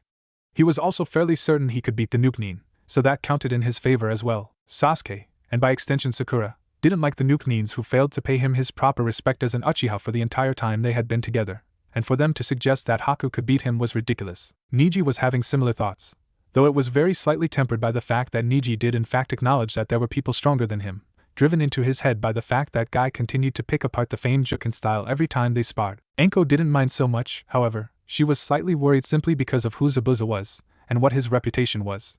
While she was confident in her abilities, she didn't fancy having to fight the former Kiri agent if he turned on them. Naruto, however, knew they wouldn't turn on the group, and was perfectly accepting of when Zabuza took over the planning. The only thing he was worried about was Zabuza saying the wrong thing to his Neichan and getting a kunai to his throat. Tenten was somewhat wary of Haku, but was too enamored with the fact that she was so close to one of the 7 swordsmen to be overly concerned. Guy simply wasn't upset with it. For Zabuza to have an apprentice as strong as she was already, his flames of youth must burn as bright as his. And as for control of the mission, Zabuza was the only one with the knowledge needed to get into the unyouthful Gato's stronghold, so it made sense to have him involved in the planning stage. And if Zabuza would help destroy Gato's oppression and help Wave's fires of youth burn once more, Guy was all for it. I'm still not sure I want my students going out against something like this, Kakashi drawled. And it is our mission to protect Tazuna before anything else. If you were so worried about us going up against things stronger than us, you wouldn't have abandoned us against the Demon Brothers, would you, Kakashi-sensei? Naruto asked coldly. You did what? Enko snarled, pushing up her sleeves so she could better beat the Sharingan user. I needed to see who they were after, Kakashi answered, slightly nervous. Naruto smiled evilly, knowing he was about to throw his sensei under the bus. He didn't warn us about the ambush he saw coming, and when they attacked him first, he let us think he was chopped to pieces before letting us fight someone with poisons as strong as the stuff you use, Nechan. Never mind that seeing someone who's supposed to protect us be cut down easily could cause us to freeze and die. Kind of irresponsible if you asked me. He laughed and scratched the back of his head. But what do I know, right? Sounds like a good plan, Enko said through gritted teeth as she glared at Kakashi. We can set up a time once I'm done this. With a terrifying battle cry, Enko proceeded to beat Kakashi into a pulp, dragging him outside at the same time, so as to keep from destroying Tazuna's house. All right, I'm gonna go train, Naruto said calmly, as if his sister hadn't just attacked his sensei. Someone come get me when Enko-ne-chan is done and Kakashi-sensei is able to move again. I'll be on the water. Enko had in fact done just as Naruto had said, and beaten Kakashi within an inch of his life. She had even dosed him with a few paralytic venoms when he tried to get away. Several hours later, the silver-haired Jounin was just beginning to move again. Of course, he wasn't sure if he wanted to move or not, considering how much pain the enraged snake user had put him in. It was after this that Tenten had gone to go get Naruto from where he was training, following his chakra signature. She wasn't past the rudimentary stages of the skill yet, but she was so familiar with Naruto, and he simply gave off so much chakra that it didn't matter. If she didn't know that Naruto could take care of himself, she would be worried about that, but right now, her mind was on other things. Mainly the sight in front of her. Tenten had stopped just at the edge of the brush, out of sight of anyone who happened to be on the water. Naruto happened to be such a person. He was training on the water, using chakra to keep him from falling in. However, it was obvious he had already done so at some point in his training. It was this that caused Tenten to stop. Naruto had discarded his shirt and pants so they could dry out while he created wave after wave of clones to attack him. He banished them with various combinations of a taijutsu style that didn't really seem to have a style, and ninjutsu. The sight of Naruto in just his boxers was what had stopped the weapon mistress cold. She remembered how good he looked in his fox form, and apparently, that carried over, if the drool was any indication. Naruto definitely had defined muscles, but he wasn't overly large like Gai-sensei. The water glistened on his skin, making him seem even more appealing, and the gravity seal on his chest drew her attention to the way his muscles tightened and relaxed as he moved through the mass of clones. Tenten was jarred from her fantasies as someone placed their hand on her shoulder. Haku removed her hand from Tenten's shoulder, showing she meant no harm. He is fun to watch, but we do need to return, she said with a slight blush betraying her. Yeah, we do, Tenten said, and yes he is, a blush of her own covering her cheeks. Hey Naruto, we got to get back, Tenten called, moving out of the bushes and into sight. Your sensei is starting to move again, so we're going to finish up the planning session. Naruto looked over and saw the two girls coming out of the trees, looked down, and blushed. Gawk! What are you two doing? He yelled as he lost concentration, falling in the water once again, mostly hiding his body. Turn around before someone thinks I'm a pervert. Why would anyone think you were a pervert?